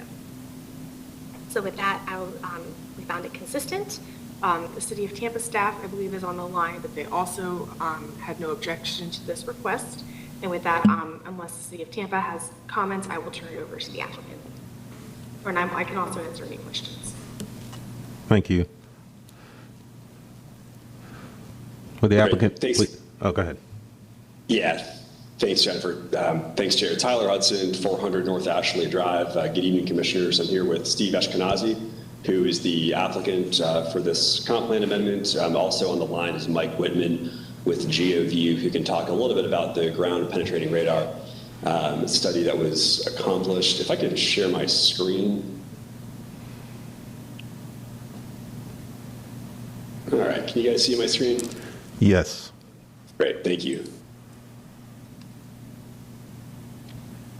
All right, obviously just a quick rehash. This is the area we're talking about. The area to the north that's not included where you can see my cursor, that is also part of the same address. It's part of the same folio, and that northern part, unlike the portion of the site that's actually in the red box, that portion outside the red box is a portion of the cemetery. And as I'm going to talk about a little bit in the next slide, there is a fair amount, I think, of confusion and understandable, I think, misconception about this specific piece of property we're talking about this evening, based on the review of the commissioner briefing, as well as some of the comment that's come in. So let's talk about a few things that this situation is not. This is not public property. I think there's been some confusion that this land is owned by the city of Tampa, that this is Woodlawn Cemetery. It is not. It is not public property, yet it does have a public future land use associated with it, which is a problem that we're trying to resolve. This parcel is also not a cemetery. It is a surplus portion of land that has been owned by the Showman's Rest for some time, as Jennifer alluded to, but it has been undeveloped, and as Mike will talk about in a little bit, there's no evidence that this was ever used for a cemetery. There are no structures on the site. It's not used to support Showman's Rest in any way. It's not used for a public purpose, and that's really the reason we're here this evening, and for a very specific reason, is the public, semi-public future land use that's attached to this parcel is entirely inappropriate, given that it is not used for any public purpose at all, nor is it used for any cemetery use that could be described as semi-public. I think I touched on this a little bit. Number 4, there are no structures on this. I think sometimes with some of the squares, in maybe like an earlier iteration of the staff report, and maybe even some of the documentation we've put in didn't necessarily show that notch out. But as Jennifer alluded to, there are no structures on the parcel we're talking about this evening. 5 might be the most important, I think, based on some of the public comments, and certainly for folks who are watching this, that this is not a rezoning.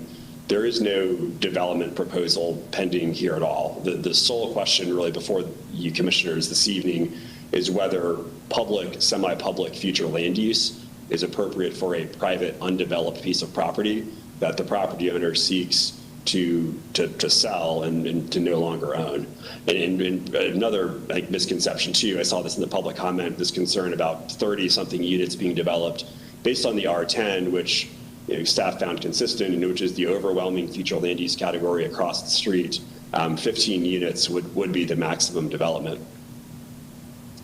So just a quick rehash so you see where we are. Staff found this consistent. I'm going to get through this quickly because it's been a bit of a long evening, I know, for you guys, and I'm sure there's some questions. Before and after is pretty clear. We're not proposing any drastic change relative to what is in the proximity, and that was intentional on the applicant's part to try to make this compatible with the surrounding neighborhood, which is on screen. Again, if you look into the future land use matrix of the comprehensive plan, where it actually bullets out what is a typical use for public, semi-public, none of these things apply. Perhaps the last bullet, other compatible public, quasi-public, and special uses would apply if this land was a cemetery, but this land is not a cemetery. This land is next to a cemetery, and as I'll show in the next slides, that is a fairly common coincidence, particularly among some of the larger places of rest in the city.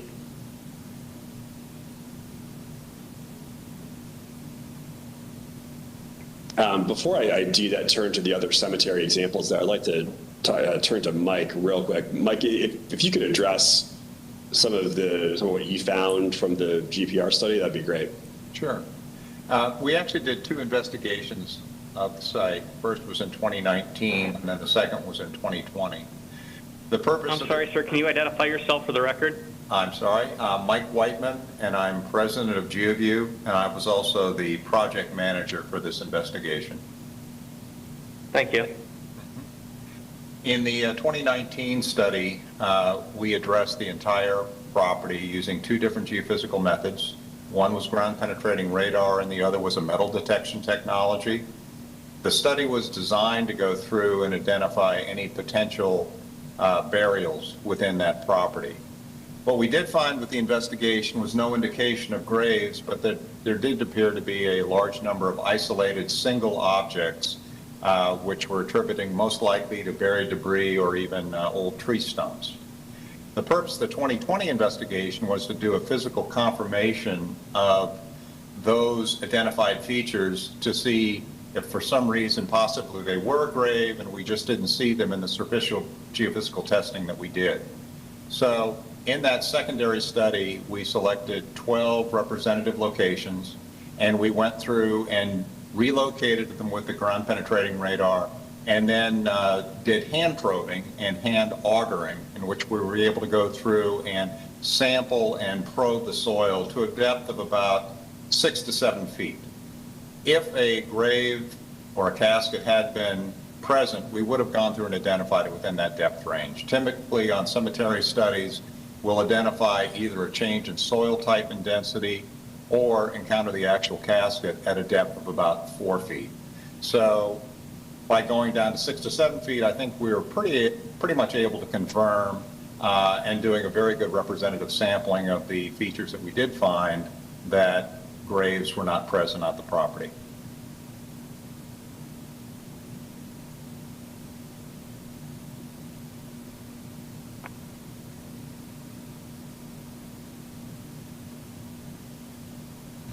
Tyler, I think you're on mute. I'm very much on mute. Sorry about that. So to put a point on what Mike was saying, as to the third bullet on screen, where we are this evening is at a very preliminary process. We are asking you, the commissioners, to find consistent our request to change the comprehensive plan future land use map element designation for this property from public, semi-public to R10.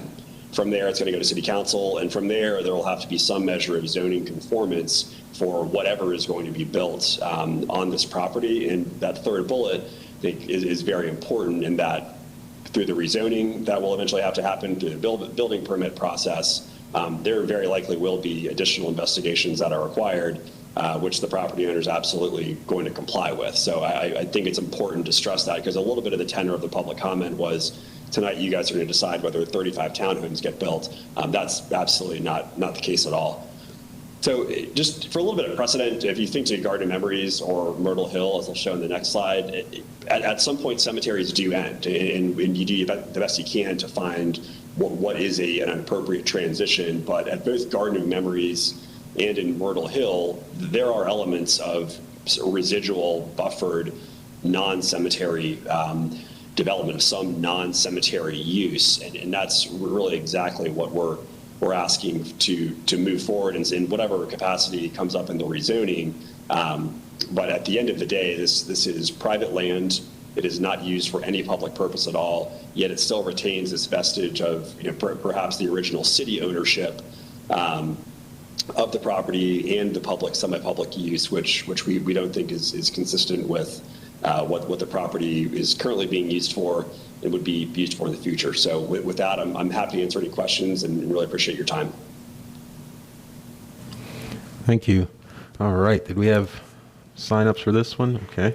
We did. The first speaker is Joyce Remfola. All right. Now, I just want to remind everyone, 3 minutes apiece. Hi, can you hear me? Yes, please. Go ahead. Okay, great. I've been a resident of Riverside Heights for 20 years. I live on West Woodlawn Avenue. I've witnessed this neighborhood go from Tampa's little secret, tucked in a little nook by the river, to Tampa's hot spot with every new home that goes up, which is likely around 100 in the past few years. There's large, beautiful oaks that are cut down. Lots have been split and reconfigured, and more people have moved in, and it's more dense. And through all this, I've been okay. I'm actually not opposed to change. But constructing townhomes in the middle of a passive green space, a green space which neighbors refer to as, oh, it's a little oasis over here, I think it's wrong, and I say no. The applicant has plucked a green space that does not border any residential property to the east, north, and the south. The property's always been respected as part of the cemetery. In the proposal, this area is being referred to as part of the future Tampa Heights urban village. Well, this specific property does not contribute any benefit to Tampa Heights. Conversely, this proposal greatly negatively impacts Riverside Heights. On page 36, where the development trends are listed, all of the listed future townhomes and townhomes under construction occur along Boulevard on the south end, but they also have east and west streets, which will aid in the traffic circulation. The proposed site does not have this luxury. It is one way in and out unless they do some sort of two-way drive, and then it's two drives added. The other thing to consider, developers do fulfill the city parking requirement. But there is always a need for more parking, the guest parking, the extra car the family has. Where are they going to go? I can see them landing on the ends of Woodlawn and Ohio. The traffic will be greatly impacted already. North Boulevard is a steady stream of vehicles during peak drive times and for all events. The events are at Armature Works, Julian B. Lane, and even the stadium impact the traffic and the ability for Riverside Heights residents to leave the neighborhood. Each morning, I wait behind a few vehicles as I leave my home on Woodlawn and try to get out onto Boulevard. I can only imagine that this will be much worse with the townhomes at the end of the street.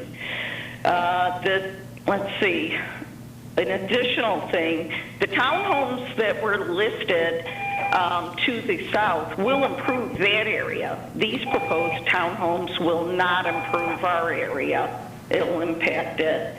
The north area of Riverside Heights is all brick streets. Yes. You have 3 minutes. Your 3 minutes is up. Would you mind wrapping up your comments and ending, please?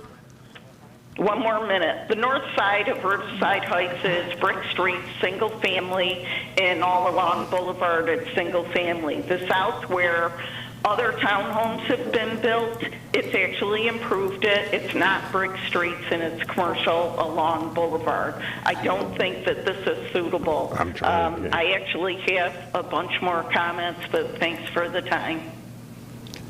Thank you. HTV? Yes. If someone refuses to finish their comments, I would ask you to dump them. I've tried to mute people from here, and I have no control for some reason. So could you please make sure that that doesn't happen again for me? Yes, we could cut them off at 3 minutes. Thank you. All right, let's keep going. Ari Fitzgerald? Thank you. Members of the Commission, my name's Ari Fitzgerald and I live in Riverside Heights within sight of any proposed development that might occur on the subject parcel. I moved to Riverside Heights from South Tampa and I love it there.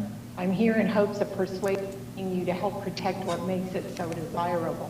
The applicant's presentation was certainly helpful, and I'm not opposed to changing the designation from its current public form, but I would oppose any designation that would be a significant density increase from its current state, because despite its current public designation, it is vacant. I understand the need for infill in urban areas to prevent urban sprawl, but there's a tolerance limit, and we are there in this area. Multifamily residential is ill-advised here. It's incompatible with the surrounding development, which is all single-family residential and cemeteries. Homes in the area are on smaller lots, but residents aren't right on top of each other. Other townhomes built in the area, to me, look out of place and are ruining the character of this old area. They look like they just popped up. I would rather see this parcel to remain undeveloped, particularly considering Tampa's history with paving over cemeteries. Maintaining green space has several benefits. It really is an oasis, as Joyce said. People enjoy walking in the current quiet, contemplative setting, and I'm concerned that it will impact existing grand trees. There's a lot of wildlife living there, including songbirds, hawks, herons, egrets, bats, and coyotes. And most residents care about the wildlife. Their presence is a sign of the environmental health of the area. Townhomes would upset the balance and would negatively impact the health of the environment and its residents. Then there's the drainage issue, and this is really important. While infill is desirable in urban areas, there's a limit to how much pavement a rain-soaked area like Tampa can handle. Drainage is already terrible in this area, and standing water and the bugs they bring linger on streets for days after a single heavy rain and for weeks when there's a rainy pattern. Puddles are there for so long you can see tadpoles swimming in them. And they won't go away until there's a week or more with no rain. This phenomenon is bad enough on Indiana Avenue, but it's worse on streets to the south. If you pave over this considerable green space, you can expect more runoff into the surrounding areas, and this is unfair to residents. I ask that you not develop this small parcel, leave it green. Don't create more runoff. However, if development must occur, don't make it apartments or townhomes. They don't improve the character of the neighborhood, and they don't fit at this location. I'd rather see a light commercial like a coffee or pastry shop with outside seating options that would encourage pedestrian rather than vehicular traffic. Something like a Lee's Grocery that is located on Central, something that would create a village feel for area residents. Thank you for your comments. All right, moving on to our next public comment. Brian Fitzgerald. Yes, can you hear me? Yes, please, go ahead. Thank you. Would point out that the entire area bounded by Indiana to the north, Plymouth to the south, Boulder to the east, and North Boulevard to the west is currently public, semi-public, and it includes, for the most part, a large tract of 3 different cemeteries, and then the Radiant Church, formerly I think a Seventh-day Adventist school, in the very southwest portion of it. And it's, other than those and the mausoleum on the Showman's Rest parcel, there are no other buildings on this entire area. It's essentially green space. The particular portion that's at issue is a cutout parcel. And this would be surrounded on 3 sides by cemeteries owned by the city of Tampa or Showman's Rest. And it's currently, both Showman's Rest parcels are listed by the property appraiser as cemetery property. They're both nonprofit and totally exempt from taxes at this point. This particular parcel, as a cutout parcel, as one of the earlier speakers mentioned, would have limited access onto North Boulevard. I believe that the cemetery examples that were shown earlier were both at the end of larger cemeteries, not cutout parcels, and they had much more access to various surrounding roads to and from than this parcel would. The current parcel, again, it's as a cutout. If it's developed with up to 15 units of homes, and they'll be completely surrounded by cemeteries, cemetery property, and I think that that's incompatible with the public, semi-public designation of the entire rest of this tract between the boundaries that I described earlier. And again, it's doesn't seem consistent with the public, semi-public designation on the comprehensive plan to cut out this small parcel, leave it open for residential development in the way that's proposed. And that's essentially all I have to say. I don't need the full 3 minutes. Thank you. Thank you. All right, next up. Yep, Stephen Eshkenazi. That's him, so. Yeah, sorry, I'm the applicant, so I was just, in case I was not here, but I do not have any additional things to add at this point. All right, next up. The last speaker then is Tim Herman. Thank you. My name is Tim Herman, and I'm a resident newer resident of the Riverside Heights community. There's a few things I'd like to point out. I do think that there was not enough due diligence done in the report from GeoView to determine definitively that there are no unmarked graves within the area in question. Knowing that we have a Robles Park situation in recent history, it would be very concerning as a resident of a very close neighborhood to have something like that happen again within a short period of time. Additionally, the land use policy 3.5.3 promotes the development that represents the historic character and pattern of the central city neighborhoods. Any future proposed multifamily units will not match the immediate surrounding density. I recognize that within the proposal, they use the residential 10 designation, which could be single family homes, but I think it's quite clear in the supporting documentation that the number of multifamily units as examples of development within the area is going to show that this particular property owner is going to look to do multifamily in the future. Next up, the land use objective 4.2 establishes that the city should protect open space for the recreational, safety, and environmental value and provide adequate park and open space areas throughout the city. The surrounding cemeteries certainly qualify as a historic part of the community. I think the land is also currently inhabited by a pack of coyotes, which one would think falls under the environmental aspect of the land use objective. Lastly, the 2040 plan discusses integration into neighborhoods, and I think what's lacking from the supporting documentation so far, and while I do recognize that this is not a rezoning hearing, I am interested to learn if the applicant has any thoughts around the requirement for commercial use within this particular request to enhance the live, work, play community initiative of the 2040 plan. With that, with all the unanswered questions that we have at the moment, I would urge the commission to vote no on the map amendment until additional information is learned through the GeoView inspection, as well as further discussion on how the rezoning would potentially impact the surrounding neighborhood. Thank you. Thank you, sir. All right, was that it on the public commenting list? All right, then we will turn it right back over to you, Mr. Hudson, the applicant, for a 3-minute rebuttal period. Great, thank you. Tyler Hudson, 400 North Ashley Drive. I'm not going to use the full 3 minutes lest I get booted. I think the points that were made by the neighbors are valid in the context of a rezoning. Concerns about drainage, traffic impacts, green space, things like that. Those are all things that are absolutely going to come up in any rezoning of the property, and this planning commission, this comp plan amendment is clearly generated some interest, and so I would imagine that interest would travel along with any rezoning that follows. But again, for purposes of where we are this evening, the question is, should the future land use be public for property that is entirely private? There's one point that came up in the briefing as well that I believe Mr. Fitzgerald referenced about the Hillsborough County Property Appraiser's Office referencing this as cemetery.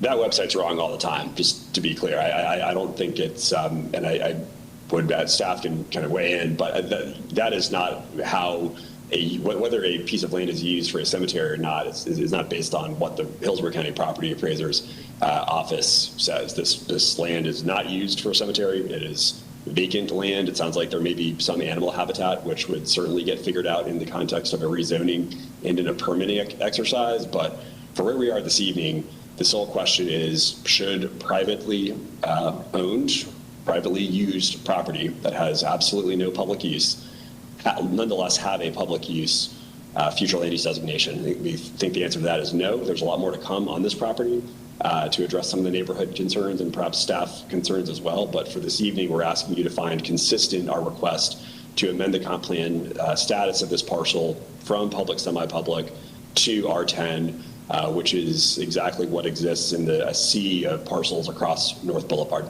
So thank you for your time this evening. Thank you, Mr. Hudson. All right, with that, I will turn it over to the commissioners for comments and discussions on this item. Not seeing, oh, yes, Commissioner Kress. This is kind of a weird one to me. I would argue that, the applicant said there's no public value to this land.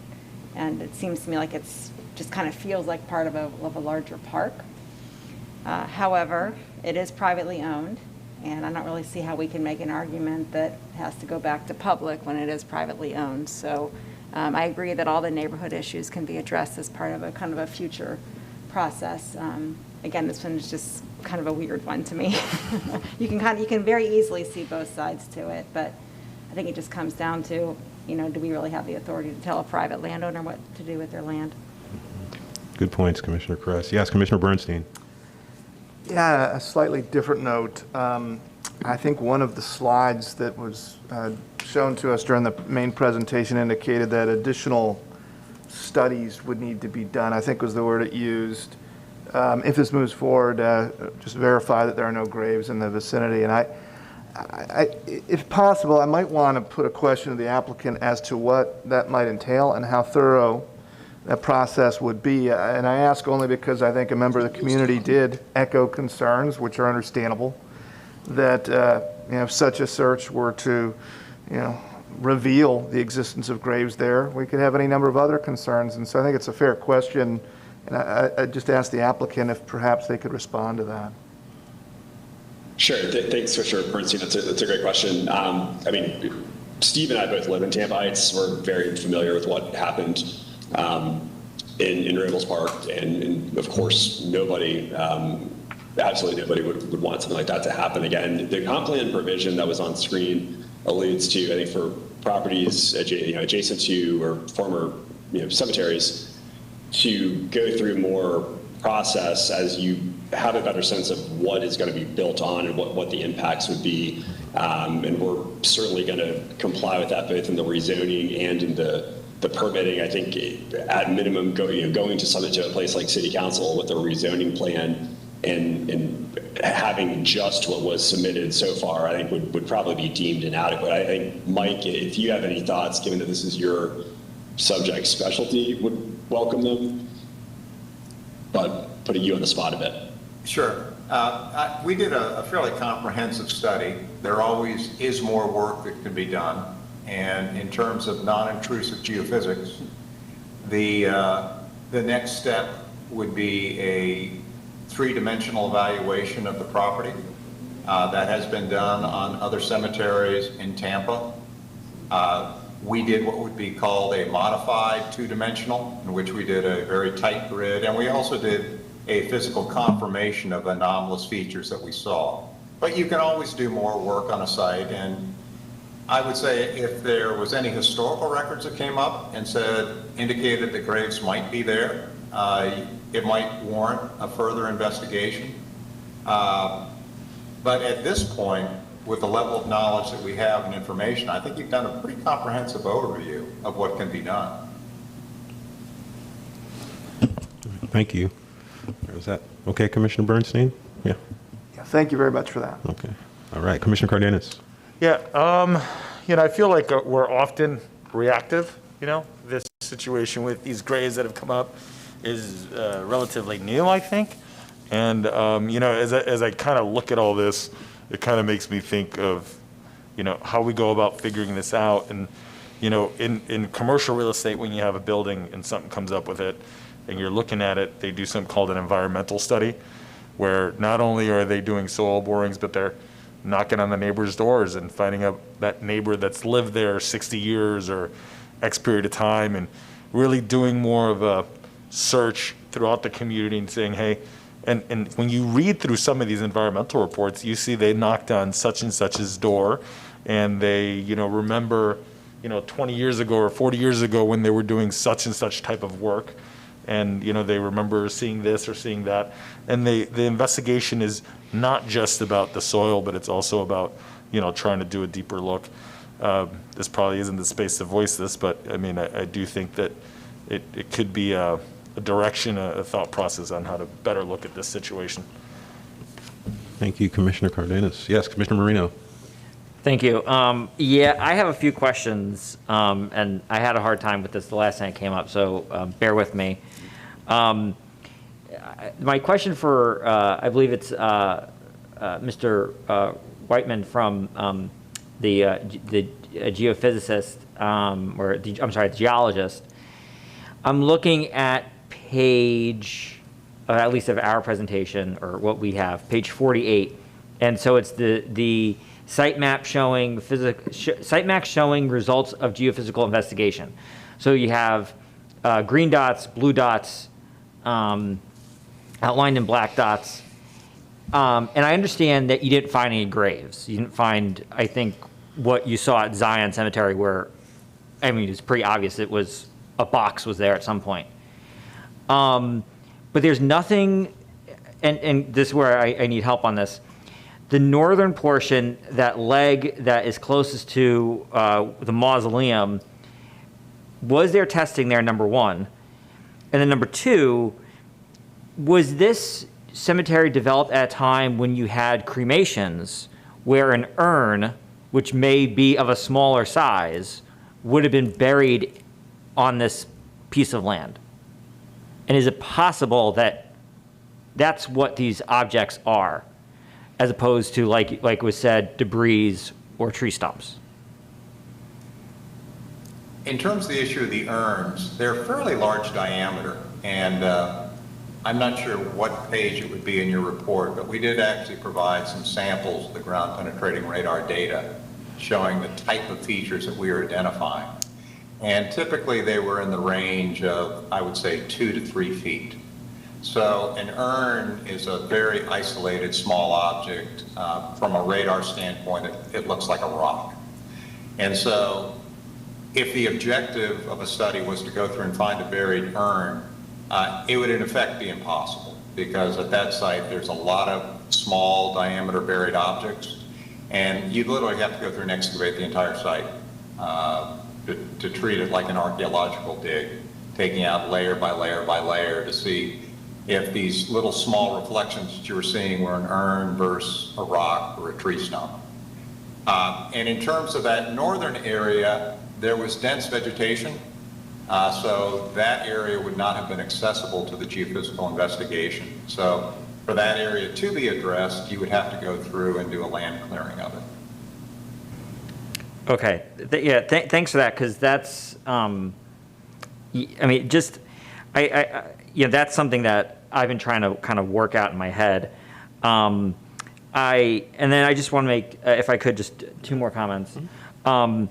The first thing I want to say, and this is branching off of what Commissioner Powell said in the last item, we heard a lot of comments where we had folks saying that they were against townhomes, and if we're against apartments and townhomes, we're running out of housing stock. This is within, it's equidistant to St. Joseph's Hospital and downtown Tampa, so it's really an ideal spot to have additional density. It was interesting hearing people say they'd rather have a business there that operates 12 to 14 hours a day instead of homes, which, as I believe, a person sleeps for a large portion of the day and they're at work the rest of the day. So I'm always amazed by people who would rather have a commercial entity that operates 14 hours a day, 7 days a week instead of residences. And then we also heard people say that this is an oasis. This is a place of rest, as far as I can tell. I understand the green space argument. There's plenty of parks over there. There's a lot of parks over there. But it was concerning to me that this is somehow portrayed as an asset to the community, that this burial ground should be promoted as if, oh, it provides all this great benefit to the community.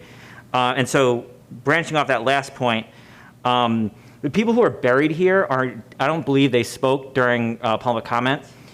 And I just don't think I don't think any development here is appropriate.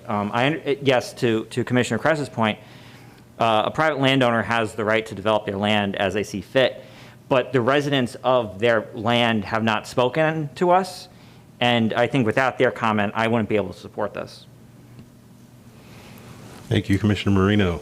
Commissioner Powell. Thank you, Mr. Chair.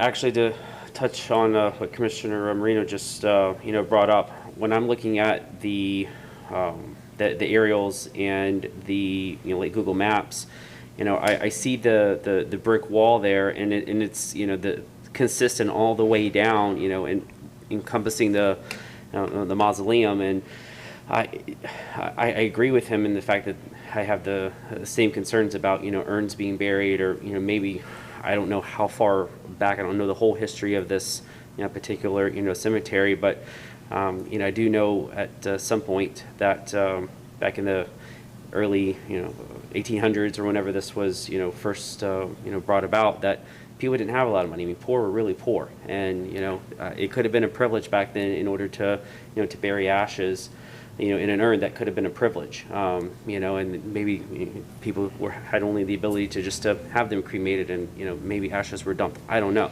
but my point is that, since the wall is consistent all the way down, and we know that there is a more, the mausoleum, that's there, and people are buried right into there.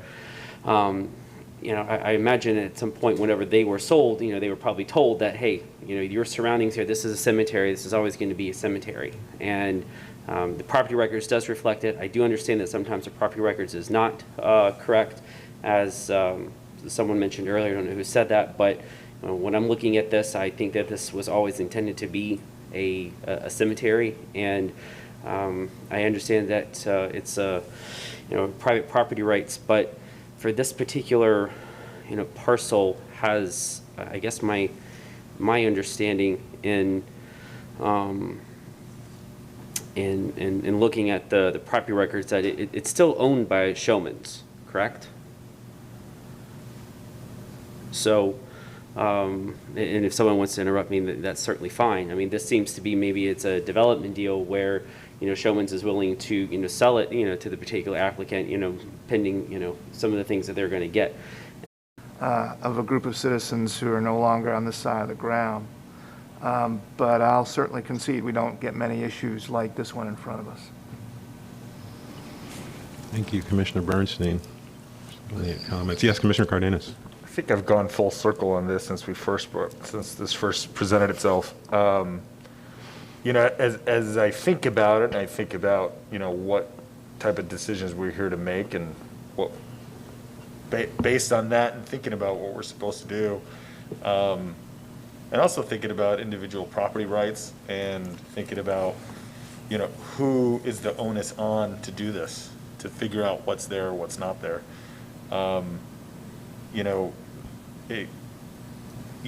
If a private property owner wants to build on their lot and build on their land, and we have a situation like this, to me, it's the onus of local government and zoning, or whoever it may be, to make sure that the right search is done, the right studies are conducted to figure out whether or not there are graves there or not. So, looking at this, I can't say that it would be upon us to make that specific decision, or, it's upon us to make a decision based on land use. So that's kind of where I'll be on this. Any comments, Commissioner Cardenas? Are there any more comments or discussion from the commissioners on this item?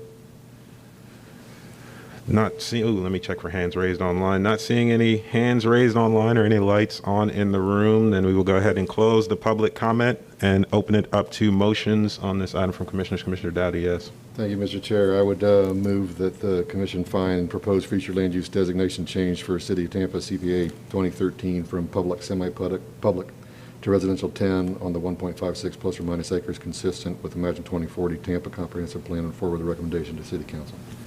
All right, that was a consistency finding from Commissioner Dowdy. Did I hear a second? Commissioner, I'll second that. I have a second by Commissioner Cardenas. Is there any discussion on this item from the commissioners? More discussion? No hands? All right, then I'll ask the clerk to do a roll call vote on this item. Bernstein? Yes. Cardenas? Yes. I'm sorry, Yes. Commissioner Cardenas? Yes. Thank you. Dick? Commissioner Dick? Dowdy? Yes. Kress? Yes. Marino? No. Powell? No. Joseph? Yes. All right, motion carried 5-2. Commissioners Marino and Powell voted no. Thank you. All right, thank you, staff, for the presentation. Thank you to the applicant, to the citizens who provided comments. On to our next item, 2C, TACPA 21-14, Comprehensive Plan Amendment, 2111 North Albany Avenue. Presenter is Danny Collins. Good evening, Commissioners. This is Danny Collins with your Hillsborough County staff. Our next case, or our next plan amendment is TACPA 2114. It's for the property located at 2111 North Albany Avenue. The subject site is in the Central Tampa Planning District. It's within the Old West Tampa neighborhood. It's within the West Tampa National District. This is not within the local historic district. And it's located here on our locational map. Here's an aerial of the subject site and the surrounding properties. The site's outlined in this black color. It's at the southeast corner of West Pine Street and North Albany Avenue. Oops. The subject site is predominantly surrounded by residential uses to the north, east, south, and west of the site. It is 1 block east of North Howard Avenue, which contains predominantly non-residential uses on this portion of North Howard. And it's a couple blocks to the west of North Rome Avenue, which also contains non-residential uses. Here is an aerial of the subject site. This is looking east at the subject site from North Albany Avenue. There is a cigar factory that presently occupies the subject site. Here is looking at the southern portion of the plan amendment site from North Albany Avenue. Again, this is the cigar factory, and this is the southern portion of the site. This is standing on West Pine Street, looking southwest at the plan amendment site. This is looking east along West Pine Street. The plan amendment site's on our right. This is looking northeast at the plan amendment site from the intersection of West Walnut Street and North Albany Avenue. And then this is looking north on North Albany Avenue. And here's, again, this is the cigar factory on the right-hand side. Just a quick background of the request. This is a privately initiated amendment. It's small scale and size. It's approximately 1.33 acres. The subject site has 2 future land use designations. A portion of the site is currently recognized in the light industrial designation, and then the remaining portion of the site is within the residential 35. This request is to change the entire site, so it is recognized under the residential 35 designation. Here is the adopted future land use map. Again, the subject site outlined in this black color. The northwestern portion of the site shown in this gray color is currently recognized under the light industrial designation. And then the eastern portion and southern portions of the site are recognized under the residential 35 designation. That residential 35 surrounds the subject site on all sides to the north, south, east, and west. 1 block to the west on Howard Avenue, we have parcels that are recognized under the CC 35 designation. 1 block to the north is a parcel that's recognized in the light industrial designation. There is another cigar factory that occupies this site to the north. And then a couple blocks to the east of the subject site along North Rome Avenue, we have parcels that are recognized under the neighborhood mixed use 35 designation. And then there are a few parcels along North Rome Avenue that are also recognized under that light industrial designation.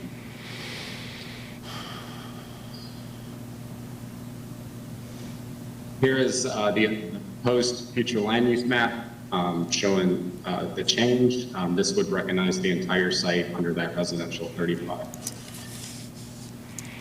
Here is a slide showing the potential impacts of the amendments. Currently, under the light industrial and residential 35 designation, the entire site can be considered for 23 dwelling units, or just over 61,000 square feet of non-residential development. As proposed under the residential 35 designation, the subject site can be considered for 46 dwelling units, for 34,759 square feet of non-residential development. There is a structure, like I stated, there's a cigar factory on the site that has potential for a historic designation, and based on land use policy 5.1.7, there may be additional units that exceed the maximum 46 units if the existing cigar factory is redeveloped, and that's that policy talks about adaptive reuse.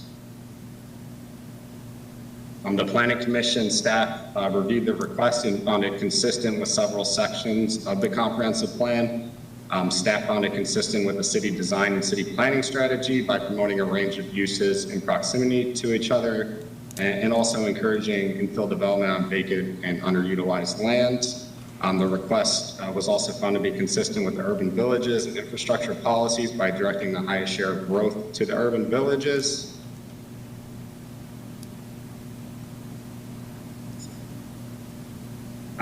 The request was also found to be consistent with the housing policies and providing housing opportunities in the West Tampa urban village. And finally, the request was consistent with the housing and multifamily residential policies by ensuring there is an adequate supply of housing to support Tampa's present and future populations. Based on those considerations, the Planning Commission staff recommends that the proposed amendment be found consistent with the goals, objectives, and policies of the Imagine 2040 Tampa Comprehensive Plan. That concludes my presentation, and I believe Dave Mechanic is on the line, and he has a presentation. Thanks. Yes, sir. Mr. Chairman, Commissioners, can you all hear me? Yes, please go ahead. Thank you.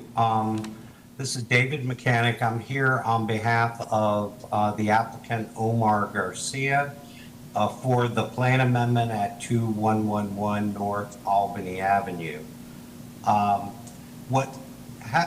The staff report was extremely thorough, and I'll try not and repeat what was already presented to you. I would like to just mention that my client is intending to rehabilitate the historic cigar factory with 40 multifamily units, and then develop adjacent vacant land for 10 townhome units.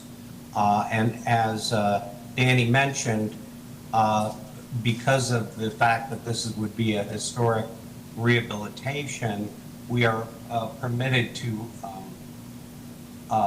construct 40 multifamily units within the cigar factory building.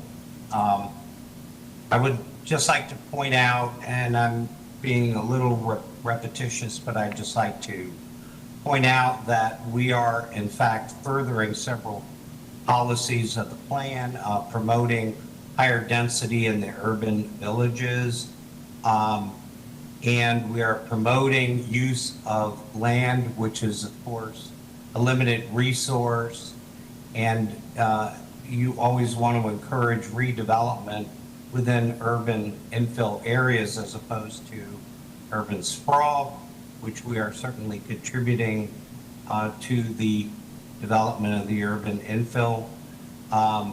Policies that encourage more housing opportunities, and of course, preservation of historic structures. With that, we will be happy to answer any questions you might have, and we would respectfully request your support of the application. Thank you. Thank you, sir.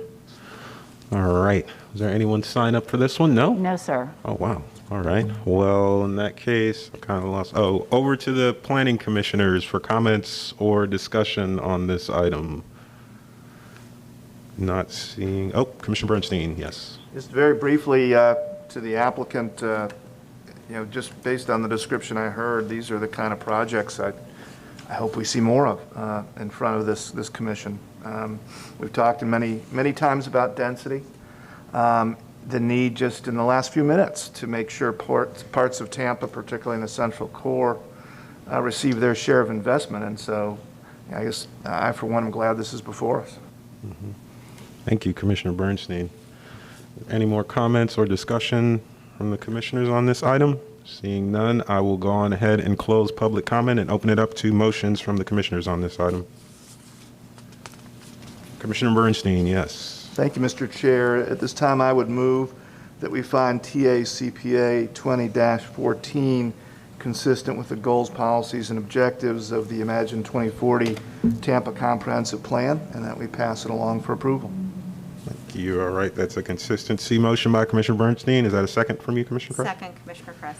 And a second to that consistency motion by Commissioner Kress. Is there any more discussion among the commissioners on this item? Not seeing any and seeing no hands, I'll ask the clerk to do a roll call vote on this item.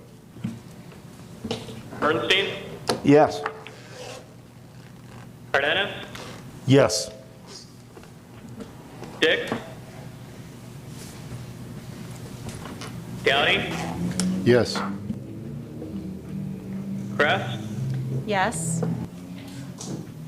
Marino? Yes. Powell? Yes. Joseph? Yes. Thank you. Motion carried 7-0.